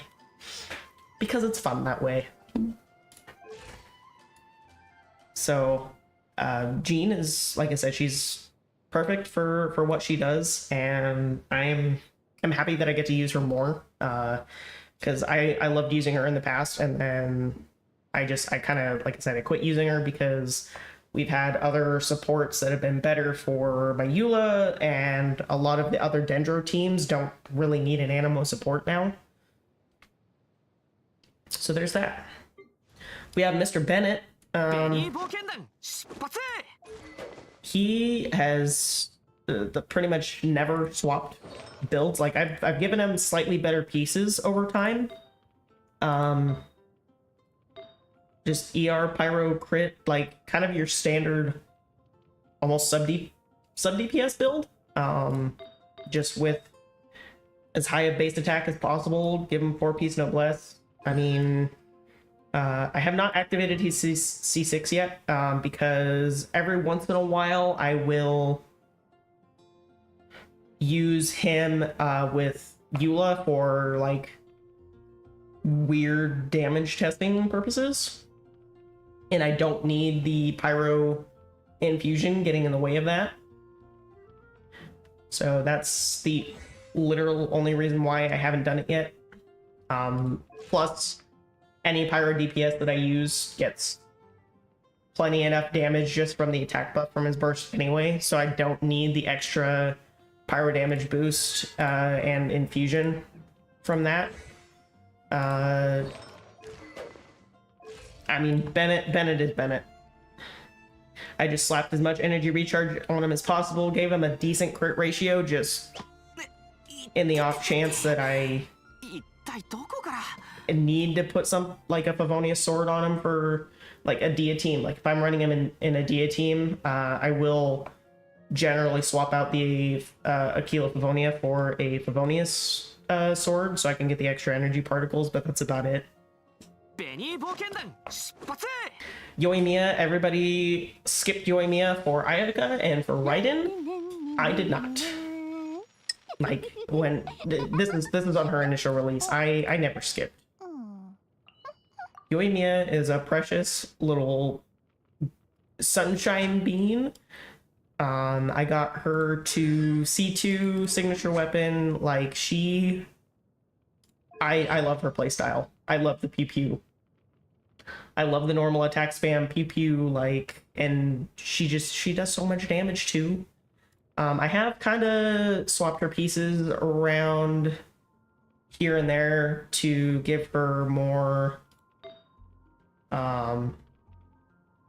like I tried to give her like the best possible stat ratio, and I also tried to give her a little bit more elemental mastery over time, because I've been running her in a lot of 8 teams lately, so her builds switched around quite a lot. I used to have her a little bit lower crit rate and some higher crit damage, and then I kind of lowered it again just to make sure that I could fit some EM in there for the bait teams. She doesn't really need energy recharge. I hardly use her burst. Like if it's up and I am going into the rotation with my other party members again, they can get some extra damage off from having her burst up and everything. But that's about it. Also, welcome to the stream, Silly. Thank you for joining. Hi. Welcome, welcome. Doing some fun account review stuff, if you couldn't tell. But yeah, I used Yoimiya so much, and I still use her fairly often. And when she first came out, like, I feel like a lot of people, like, obviously they skipped for Ayaka because people have been waiting for Ayaka for ages. And obviously Raiden was the new Archon, the Electro Archon. Everybody wanted to skip for the Archon because the Archons are kind of broken a little bit. And, but like I said, I didn't. And it was kind of fun too because there were a lot of the materials. I don't know if they're still no, they don't show up here. Some of the units at the time required those little like weird balloon monster things. I don't even remember what they're called, but they were all over Inazuma, and they would fly around, and like you couldn't suck them up with Venti's burst. You couldn't could hardly Kazuha swirl them together. And they're kind of floating up just out of range for like a lot of the characters to like hit them. So I would just go around pew pew with Yoimiya, and I'd be able to get all the drops. Actually, let me look. Let me look and see what they are, because the specters, that's what it is. Everybody hated having to farm these specters because, like, number one, there weren't really all that many. But like I said, they were just annoying to try and fight. And I never had that issue because I had Yoimiya.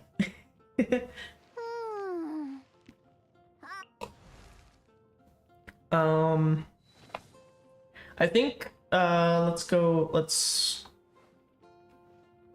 yeah, you know what, let's do it. We're gonna actually go back a little bit to Risley. I never really talked about him too much. So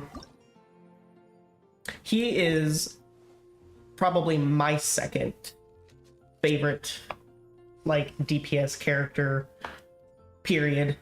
Like right after, he's literally right after Eula, and it is number one, his English voice actor voices Claude from Fire Emblem, and I love him, absolutely love him. But I love Risley's gameplay. I love his character, like in the story. Like he is literally just like my second favorite ever in this game. His build, I am working on it. These artifacts are absolutely atrocious. I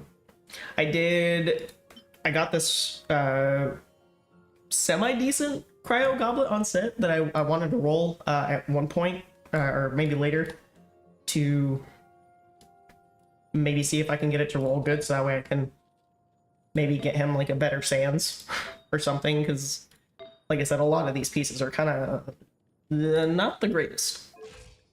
But I believe I did I think this is actually my birthday stream from last year, or something like that. But yeah, I think I talked about it in the stream where I summoned for him. I got him to C3, I got a signature weapon, and I mentioned in that stream that like if I could ever get another character to C6, it would be Risley. And if I could ever triple crown another character, it would be Risley. I love his character and his gameplay so much. And we're gonna put an end to that rant because I could go on forever. So yeah, that's what we're kind of getting into the top 10 characters right here. Before we get into the top 10 though, I do have to just make one last quick mention to Razor. He was my day one Genshin main. I love him. I still will occasionally I'll slap my Eula build on him and just go ham, go all JoJo stan on the enemies. It's great.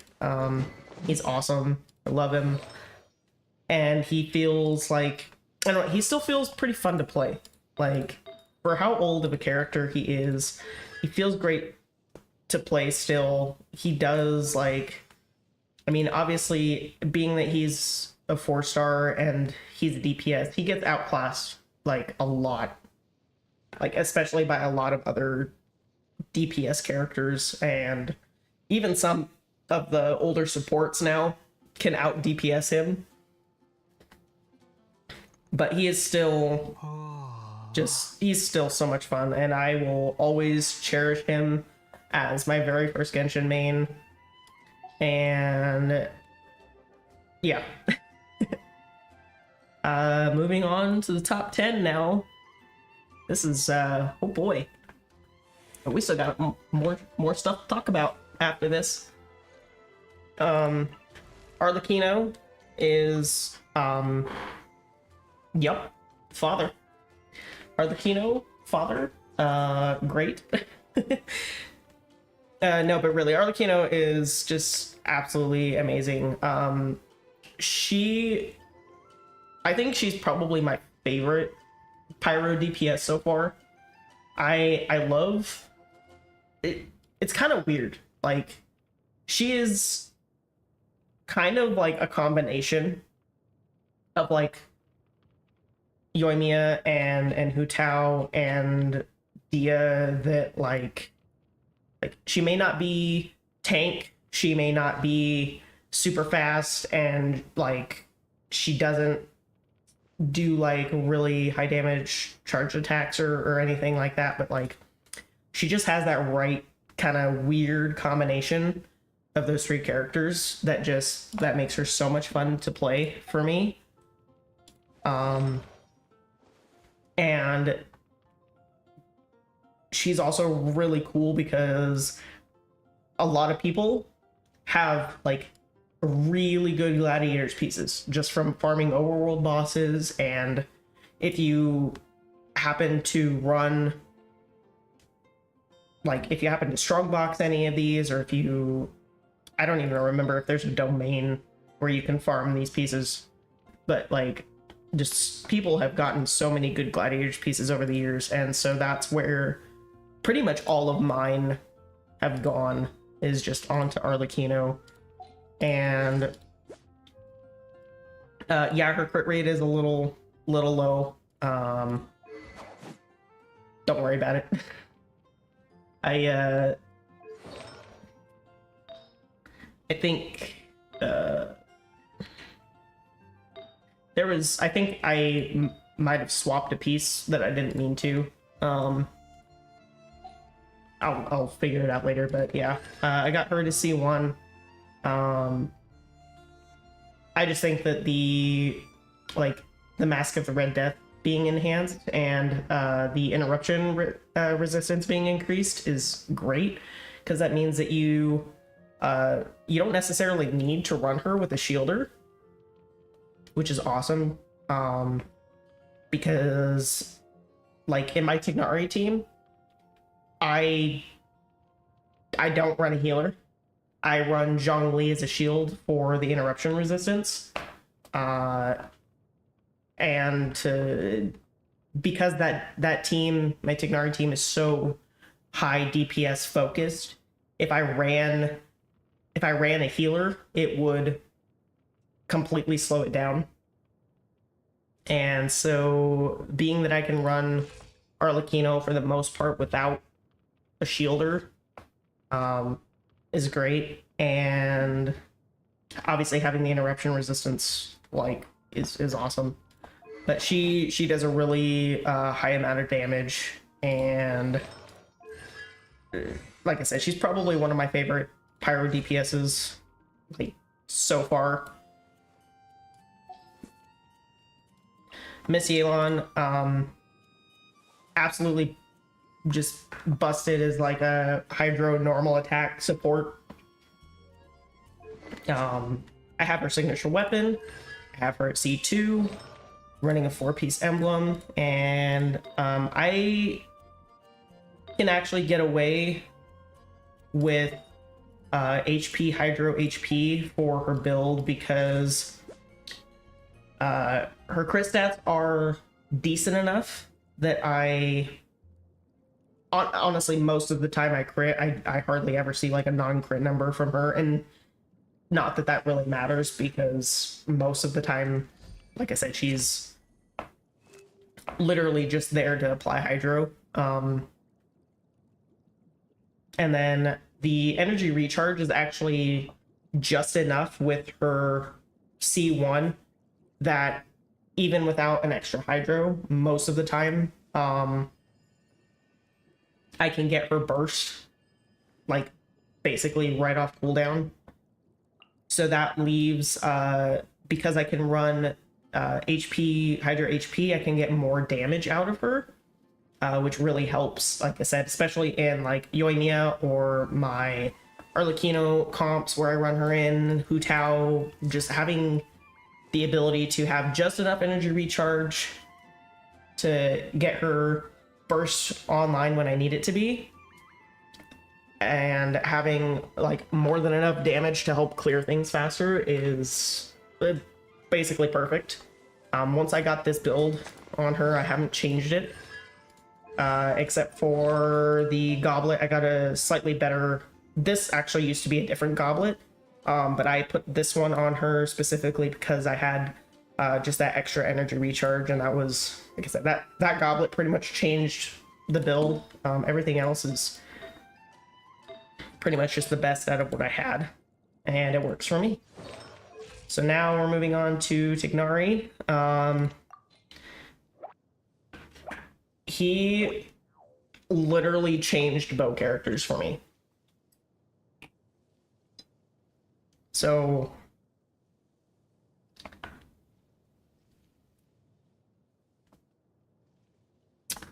I don't know,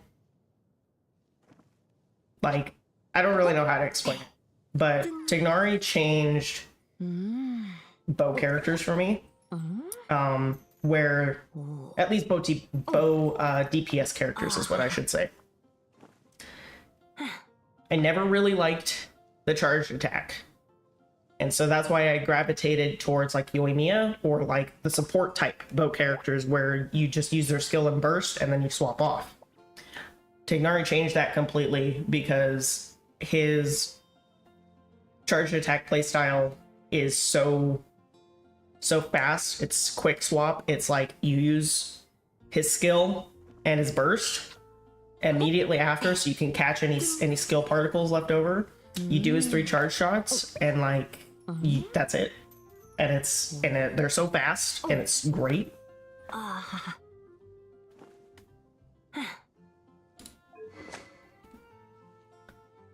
And yeah, so when he first came out, I got him, I think it's C0. I got the Hunter's Path R1. He was like my hyper focus when Sumeru came out. I love his character a lot. His build honestly could be better, I think. I haven't really, I want to put him on like a different set, but the Wanderer's Troop pieces that I had at the time were just the best that I had at the time. I got, obviously this is probably a little too much crit rate, especially considering that I have him at C6 now, and so he gets a little extra crit rate. I think with this, his crit is like 95, 97-ish, something around there. So he could use a little bit more crit damage. But, I mean, other than his crit rate being just a little bit too high, everything else is, like, perfect. He does so much damage, and I love his playstyle. So that's, I mean, obviously that's good enough for me. So, super happy with him and his playstyle, his character, and I will forever continue to use him in the Abyss because he just absolutely destroys my Abyss clears. And then we have Nahida, who's, again, canonical birthday is in October, which is weird.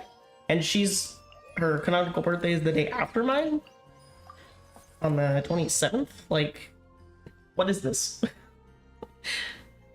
The coincidences, I swear.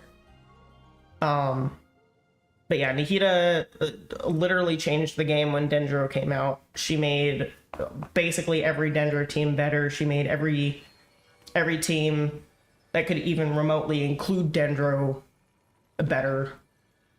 You don't need her signature weapon. You don't need like any of her constellations to make her work at all. Like she's really good even at C0 with like a 4-star weapon, but I went the extra mile. I got her C2. I got her signature weapon.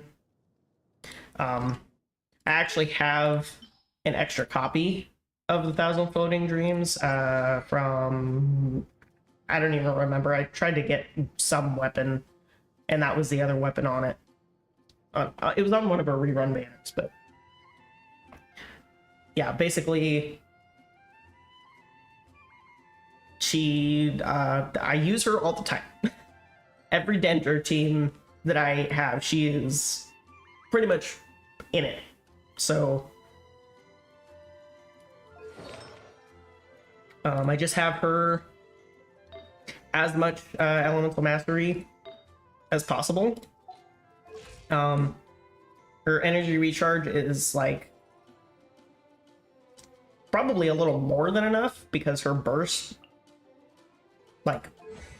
hardly takes any energy. It's only 50, but it gives any extra particles that she gets is useful for like Alhaitham and Tignari and like I said, every other Dendro character that can collect those Dendro particles from her. So that kind of helps a little bit.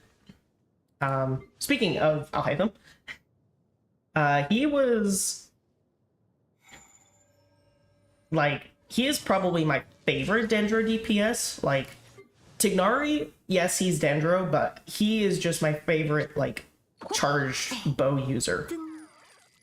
Alhaitham, however, is just, like, as element, like, speaking of element alone, he is my favorite Dendro DPS. I love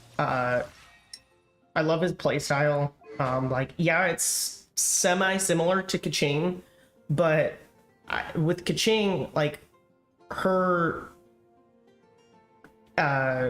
element infusion just does not last long enough for me, whereas Alhaitham's does, and you can make it last even longer and do more damage depending on how you use his skill and his burst and charged attack, and it's a whole thing.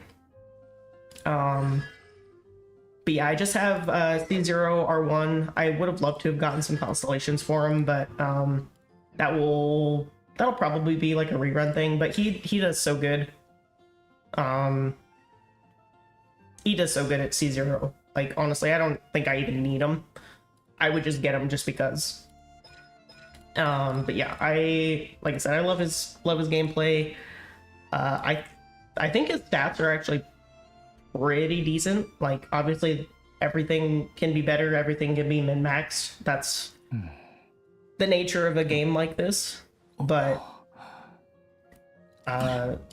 he does exactly what he needs to do in the team that I run him in, and like I said, that's basically enough for me. So, but he's great. And lastly, before we get into kind of my main team, is Kazuha. So Kazuha was kind of one of those weird characters where he was like kind of the introduction to Sumeru. A lot of people, or not Sumeru, Inazuma. He was kind of the introduction character to Inazuma, and a lot of people were like, oh, well, why do I need him when I have Venti, when I have Sucrose? Because he was like a weird combination of the two, where he had some grouping, and he also had some higher EM scaling, but he kind of changed the game because he also gave, instead of just an EM buff to the team, he gave an actual damage buff based on the elemental infusion that he had, which and that applies for all party members. So like if you have a pyro infuse, all your pyro party members get a pyro damage buff, and that's something that like Sucrose and Venti don't do. And that was basically a way to like just it was a different way of buffing your team. And it was like really awesome. And I just remember like so many people who had originally skipped him regretted it, and then like as soon as his rerun came out, they were like, I gotta get a copy right now. Like I said, not because he's like super broken, but just because at the time he was like, and I would say that he still is like probably one of the top tier animo supports, just purely because of that. And the other thing too is that like his skill, when you press or holds the skill, it kind of sucks enemies up together, and that's all fine and dandy, because there's a lot of other animo characters that can do that, right? But Kazuha was the only one who could interact with Klee, because Klee's little Jumpty Dumpty mines, I think you could only suck them up with Jean's skill, and most people don't want to do that because it takes too much time, where you are literally just like a sitting duck waiting to suck up all these Jumpty Dumpties. And Kazuha was literally the only other character who could interact with them in such a quick, fast way that you could literally group up all of the Jumpty Dumpty bombs right on to the enemies that you were also sucking up into a little hole, you know. And so a lot of people got him because, you know, they were Klee mains, and what else are you gonna do besides get a character that literally buffs Klee in every way, right?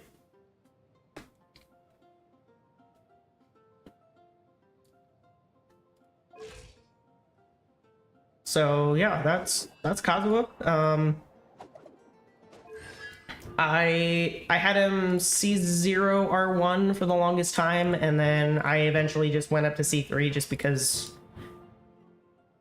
well, I originally was only going for his C2, but I think I got his C2 and his C3 in the same pull, or C1 and C2 in the same pull, I don't remember, but it was a long time ago. But yeah, I eventually went for Constellations just because I liked him so much, and I really have been, I've only been like hyper investing in Constellations and signature weapons lately into characters that like I really enjoy playing with. So he was one of them. Last but not least, we have my main team: Eula, Raiden Shogun, Rosaria, and Zhongli. We'll start off with Zhongli. So Zhongli, again, if you need a shield, a really strong shield, he is your go-to. He is comfort, he is comfort, he is comfort. So Zhongli is the Geo Archon. His skill is literally the strongest shield in the game. If you press it, you get a little stone steel. If you hold it, you get a stone steel, and you also get this shield that scales based off of his max HP. It is super strong. It is 100% uptime. Like, you never have to worry about taking damage as long as you have his shield up. His burst is really cool. It petrifies the enemies, so it basically turns the enemies into stone and freezes them in place, similar to the freeze reaction, but obviously it's a Geo version of that for a little while. Obviously, if you have the, I think it's a C6 or C4.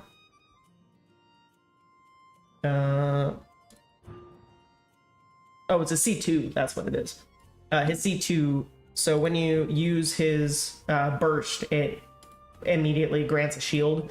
So a lot of people they'll open up with his burst, they'll get a shield, they'll do their rotation, and then they'll go back and do his hold skill to re-solidify the shield. But obviously I don't have a C2. But yeah, Zhongli is, like I said, I honestly could run my Eula team without him, but I like him for the comfort of, one, I can go without a healer, so that way I don't lose out on DPS.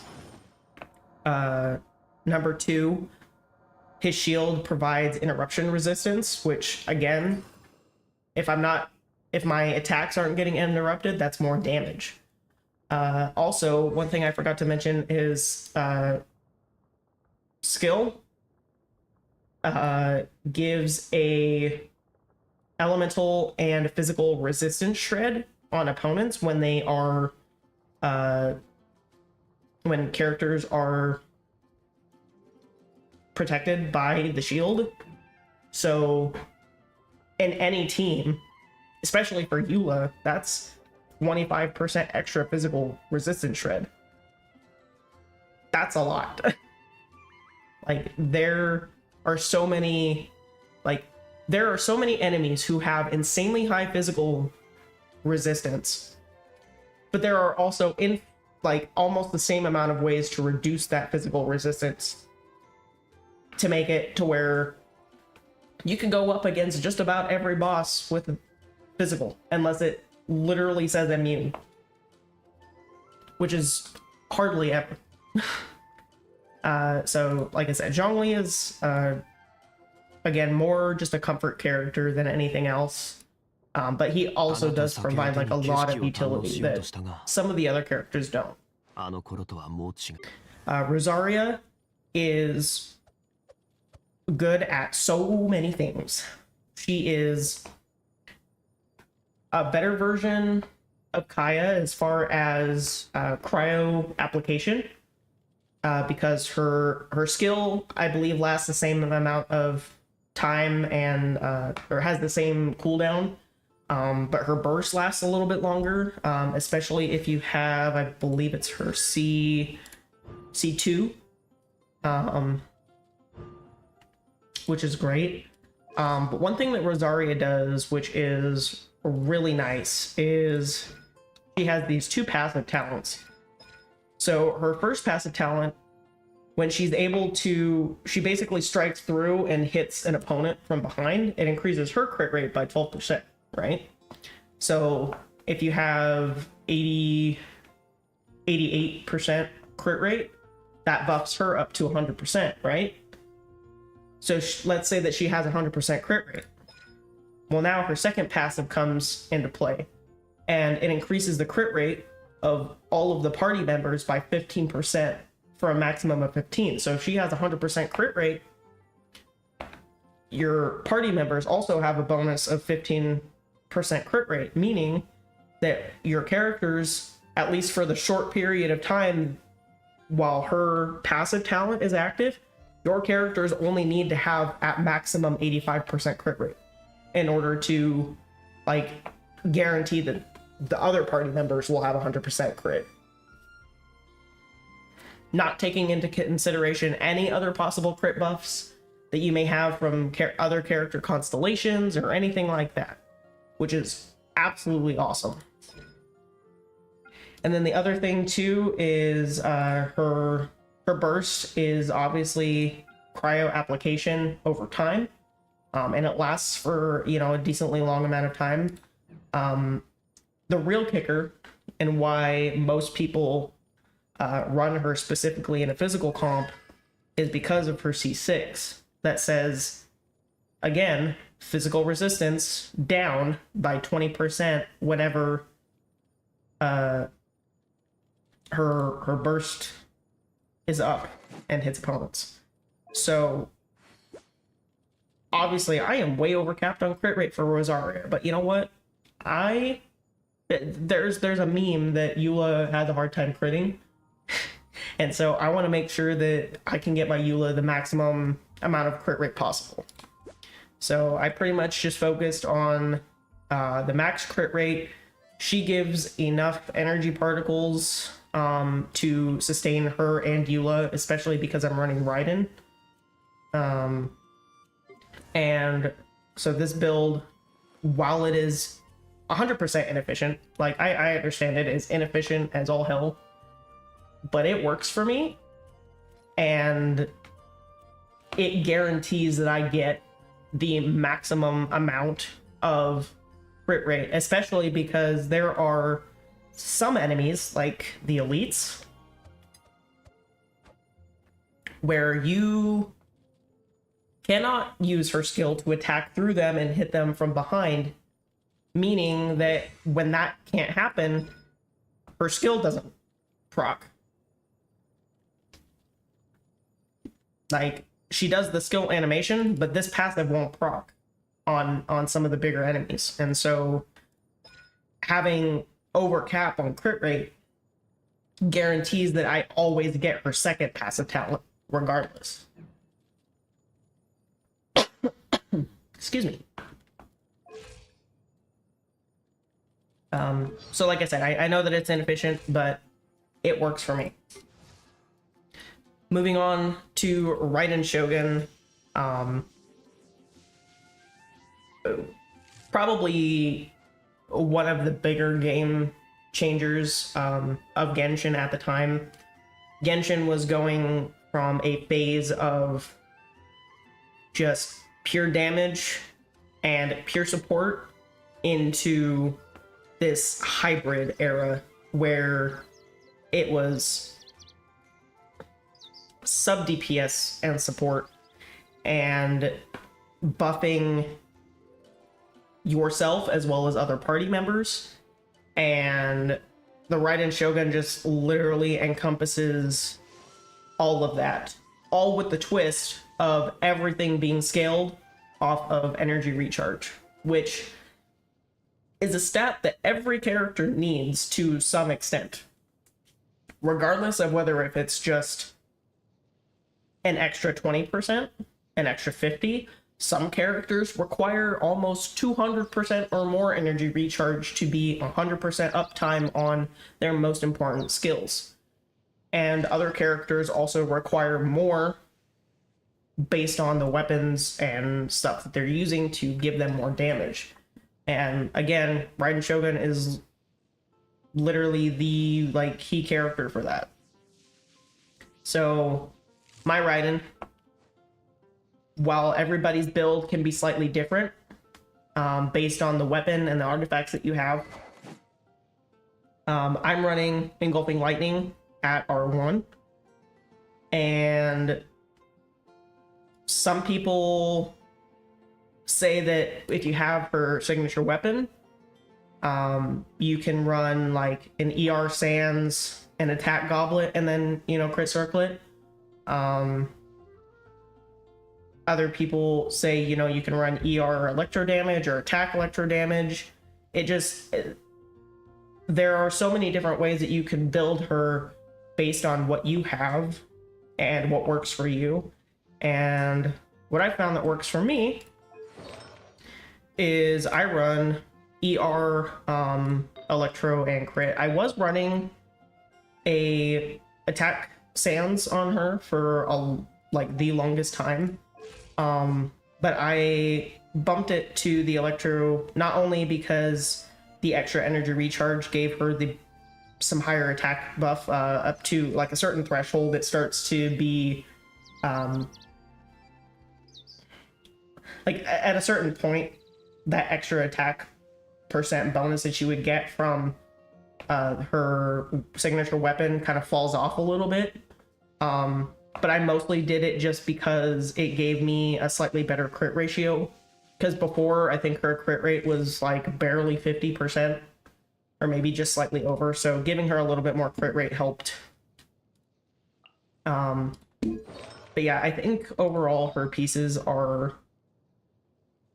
they're the best pieces that I have for the set, for the stats that she wants. If that makes any sense. This feather, it rolled almost perfectly, and it has pretty much never left my Shogun since I equipped it on her. Like I said, the sands I kind of changed around between a couple different attack sands, and then eventually I just put this recharge sands on her because I got a better crit ratio out of it. This Electro Goblet is my best rolled Electro Goblet, period. And the fact that it's on set means that that like some of her more lacking pieces that I had before, I was able to immediately swap those over to a better one, which before was actually her circlet was kind of lacking a little bit. Like I have some decent ones now, but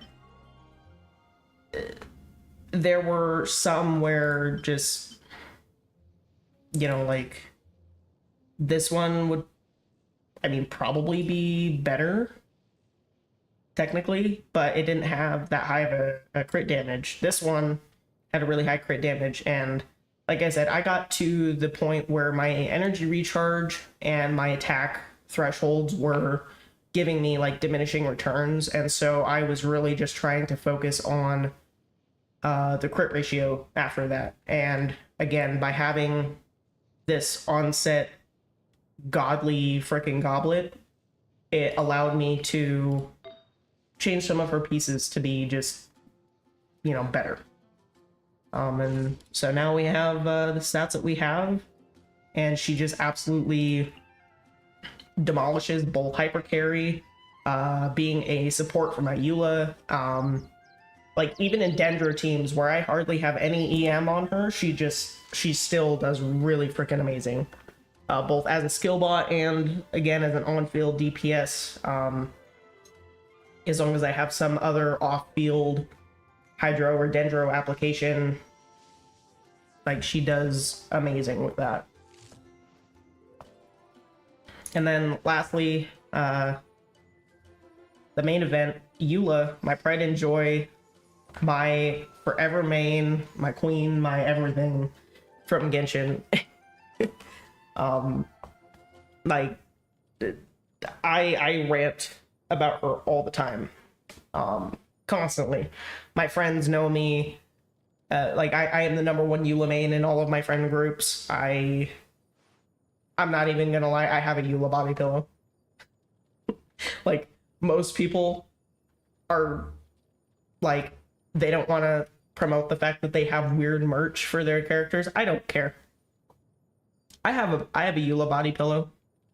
If I had, like, if there were figures for Eula, I would have them all over the house, all over the, like, I would have a shelf just dedicated to Eula. Like, not like a shrine or anything. I'm not like going like that crazy, but like I love this character so much. Both gameplay, story wise, character wise. Like, she is the reason why I still play this game.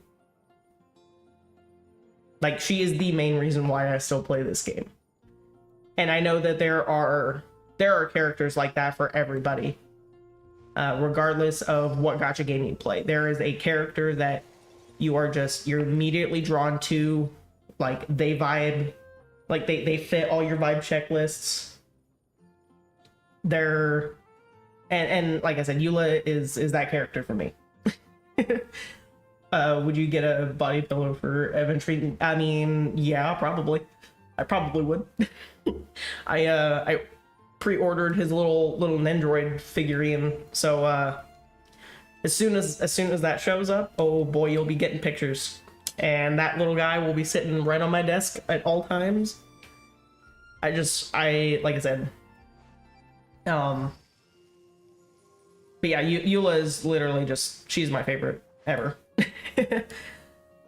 So yeah, I invested a lot of time, money, especially, and I used every last bit of luck that I had probably on her banners whenever she was out.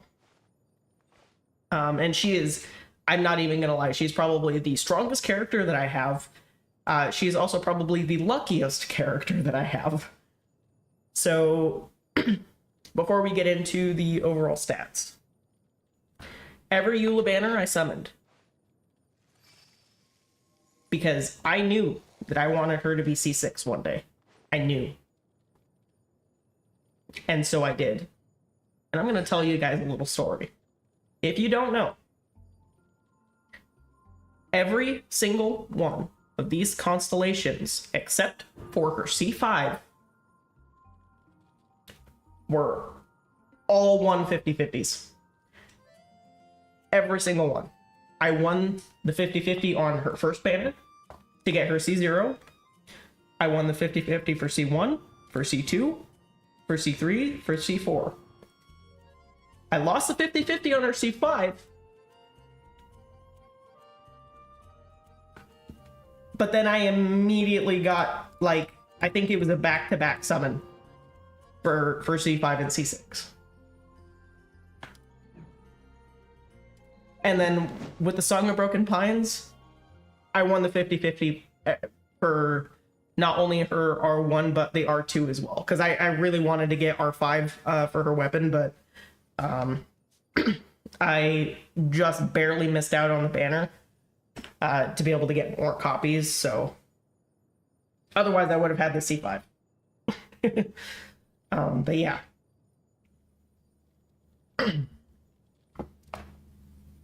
Also, Obida, welcome to the stream. I hope I pronounced your name correctly. Forgive me if I didn't. I apologize, but welcome to the stream. Lovely to have you here. Am I going to play Azure Promelia? I have actually not heard of that, but I will definitely look that up and I will give it a shot. If it's another gacha game, I will most likely at least try it, because not gonna lie, I kind of have an addiction to gacha games. But yeah, so Eula, like I said, my most heavily invested character, both time and monetarily, but also probably my luckiest character ever. Again, weapon, signature R2. I will probably never take any of her gear off of her, unless it's for, like, specifically for testing purposes for other characters, and then her gear will immediately put back on. Because she's just so busted, and amazing. But yeah, and then moving on to her gear, for the longest time, I think I was running her 2-piece Pale Flame, 2-piece Gladiator, and then eventually I had enough decent pieces of Pale Flame that I was able to do 2-piece Pale Flame, 2-piece Bloodstained. And then over time, I just kept farming and farming and farming more Pale Flame pieces, and I eventually got to the set that I have now. So, as with her flower, pretty decent build. I mean, it's not like... So, like, some of the pieces individually could be better, but, like, as a whole, the build is really good. So, this one...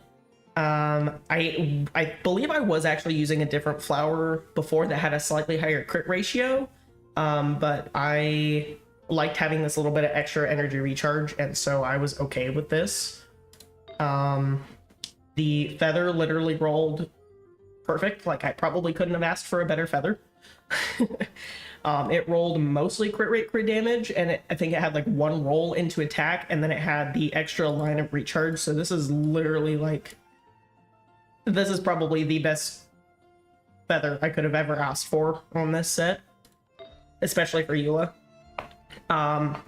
So this was the attack sands that I was running before, and this broke my heart because it was literally perfect sands, and it rolled mostly into EM with like one roll into crit rate and like one roll into recharge, and it, like I said, this sands broke my heart. And then eventually I was able to upgrade it to this one. I lost a little bit of, I mean, I lost the Elemental Mastery, which doesn't matter for Eula anyway. And then I just gained some flat HP, which thankfully I dodged. Thankfully I dodged. I believe this was a 3-line start. I don't honestly remember. I'm pretty sure this was a 3-line start. But I had, one roll into crit rate and at least 2 more rolls into crit damage. And yeah, so this is perfect upgrade stance. And this was literally like the only other piece that I really needed a desperate upgrade for in order to make her build better than it was. This physical goblet I rolled a long time ago, when the Ocean Hued Clan set came out. I got it from the domain as just a random thing, and I'm like, oh yeah, I mean, I guess if it rolls decent, I can... there was another piece that I was using before. I don't think I still have it. I think I might have fed it because I wasn't using it at the time. But this piece just rolled so good. And the only thing that sucks is I wish this defense was like attack percent, but I get so much...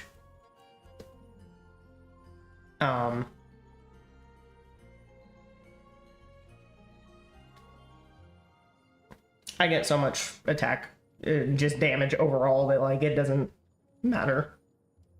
And then her circlet, I've kind of swapped back and forth between some circlets. I have this crit damage one, I have that crit rate one, I have this crit damage, and I have this crit rate. This one just gave me...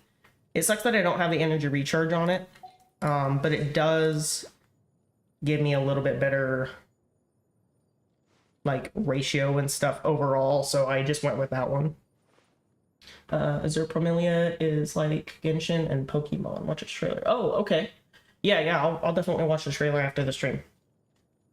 But yeah, so 132 recharge is a little bit lower than I would have liked. I would have liked to have a little closer to like 150, but I have Rosaria, which gives cryo particles, and I have Raiden, which is literally like an energy battery. Like, she literally just refunds energy to the entire team. So if I ever, for whatever reason, need Eula's burst online like ASAP, I can just swap to Raiden, use her burst, and her burst, Eula's burst will be like refunded almost immediately. So like I said, she is probably one of my best built characters. She's my highest damaging character. She is like my pride and joy.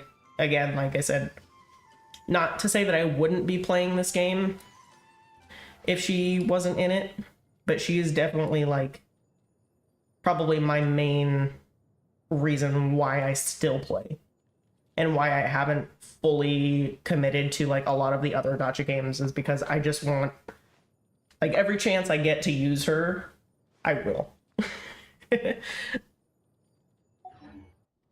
All right, so that just about does it for the characters.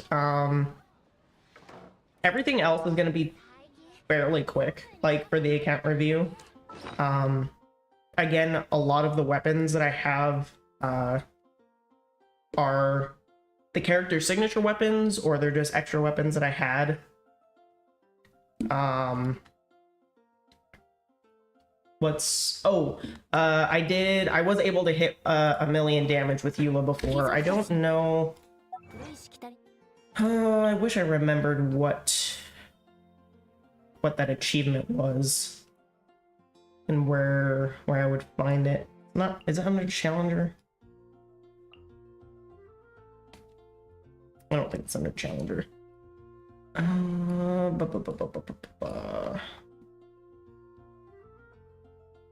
Marksman.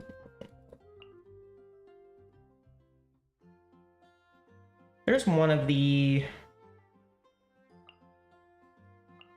is the damaging one. I always forget which one it is. It's like probably close down towards the bottom.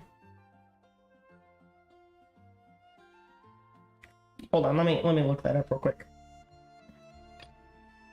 Because you can search for achievements now. I just need to remember what it's called.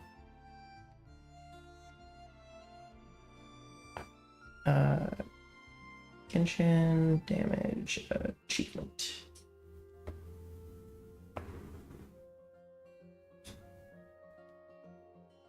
Purveyor of Punishment, that's what it's called.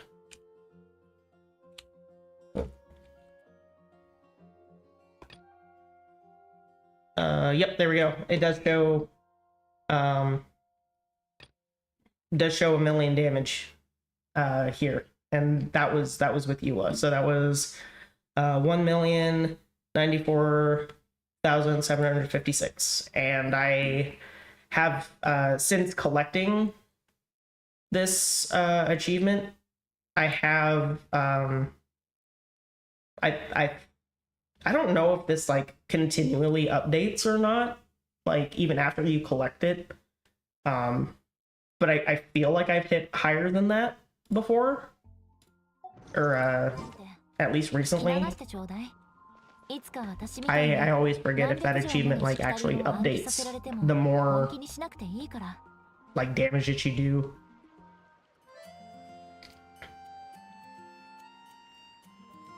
So, yeah, but I guess, yeah, going back to it, like I said, weapons, pretty much every character has their signature, or I have, like, multiple copies. Jadewing Spear, I keep getting more. I don't know why. I have 3 copies of Vortex Vanquisher. I'm probably never gonna use this. I think this was, like, lost 50/50s for whatever reason. I think I wanted 1 copy just so I could test damage and stuff, and I just never did. I have 3 Staff of Homas. I got 1 for Hu Tao, and then I got 1 other copy so that way I could have it for Zhongli, for like any future characters that came out that were also HP scaling like damage or sub DPS characters. And I ended up getting 2 in the same temple, so I have 3 now, I guess. And then, yeah, just 4 stars. I have at least 1 copy of all of them. I think there's like 1 or 2 event weapons that I either missed or I'm missing the refinements for, because in the last couple years, I've been kind of on and off with Genshin, like not out of choice, just because I haven't had the time. I've been busy with IRL things. Artifacts, again, I have a decent amount, but like I'm almost halfway to filling up my storage.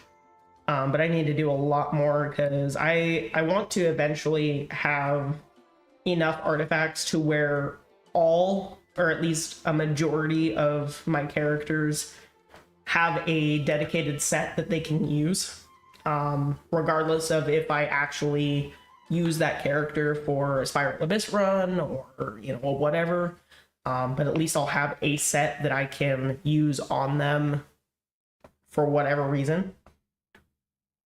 I want to eventually have, like I said, each character having their own dedicated set, their own dedicated weapon, so that way I never have to worry about swapping builds, because that's like the ultimate goal.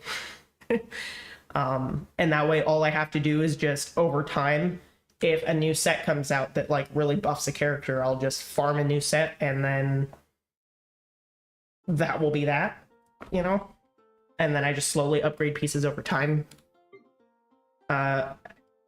Upgrade materials, there's a lot of these boss materials from like the old days, because before you used to the thing was you would farm the weekly bosses and you would just hoard these because you never knew if you were going to need them or not. And then now most of the time you have so many that you don't even know what to do with. Food, I hardly ever use the food in the game. I just either use a shielder or a healer, or I don't, because in some of the, like I said, some of the harder content in the game doesn't allow you to even use food buffs, so I never use it. I hardly ever touch these billets. Most of the time I either have the character signature weapon, or I just use like the 4-star gacha weapons. A lot of these extra materials I hardly farm for unless I desperately am like trying to raise a character for some reason. have a lot of these gadgets over time, over the events and things like that. One of these days, we're gonna, for these quest items, we're gonna be doing something with them, I think. Like, there's no way that we would just get these and not have a purpose for them, especially because they're 5-star, like, main story quest items. And then, yeah, there's also a lot of the exploration items that I still, like, need to use up when I do the exploration things. Birthday stuff. I don't have a cake yet. Or for... No, next year we'll be getting the cake for Fontaine, I think. Or maybe I'll get it tomorrow. I don't know. We'll figure it out. And then I have these billet troves that I just never collect because, again, I have so many of those already. And some of these story quest items that are, like, consumable, I haven't used them because once you use them, they're gone, and I want to keep them unless I absolutely need to use them for some reason. And then Teapot, like I said, I hardly ever do Teapot stuff, so it's just kind of there. As for Spiral Abyss, I got floor 10 finished up. I still need to do 10 and 11 for this rotation. I've been trying to make sure that if I don't do literally anything else in the game, I at least do Spiral Abyss and the Imaginarium Theater, which I did do this rotation. I think I've done all the Imaginarium Theater rotations. I don't think I've missed one yet.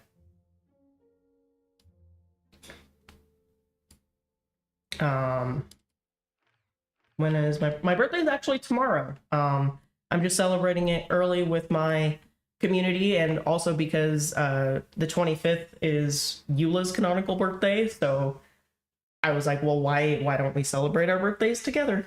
Especially since she's my Genshin main, my favorite character, so I thought it was funny. But yeah, so I guess last but not least is just the exploration. Mondstadt, 100%. Liyue, 100%.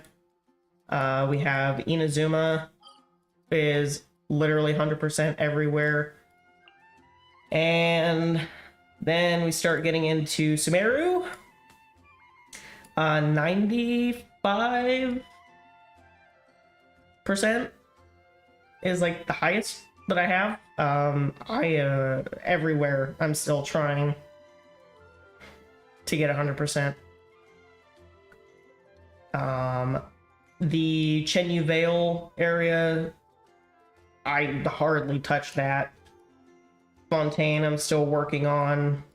Obviously, Natlin, barely explored it. I literally just got all the statues so I could light up the map, and I got some of the more important waypoints. Enkanomiya is 100%. Chasm, both above and underground, is 100%. Sea of Bygone Eras is only 10. I hardly ever touched that. Just because I haven't, like I said, I haven't really had the time to do, like, exploration stuff lately. I've actually been trying to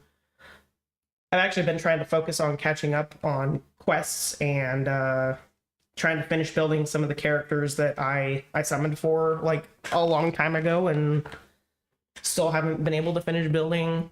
And yeah. So I guess I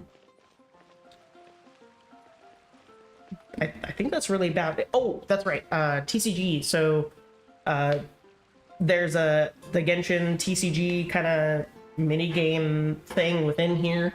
I haven't really touched the Genshin TCG much. I've done a little bit of it.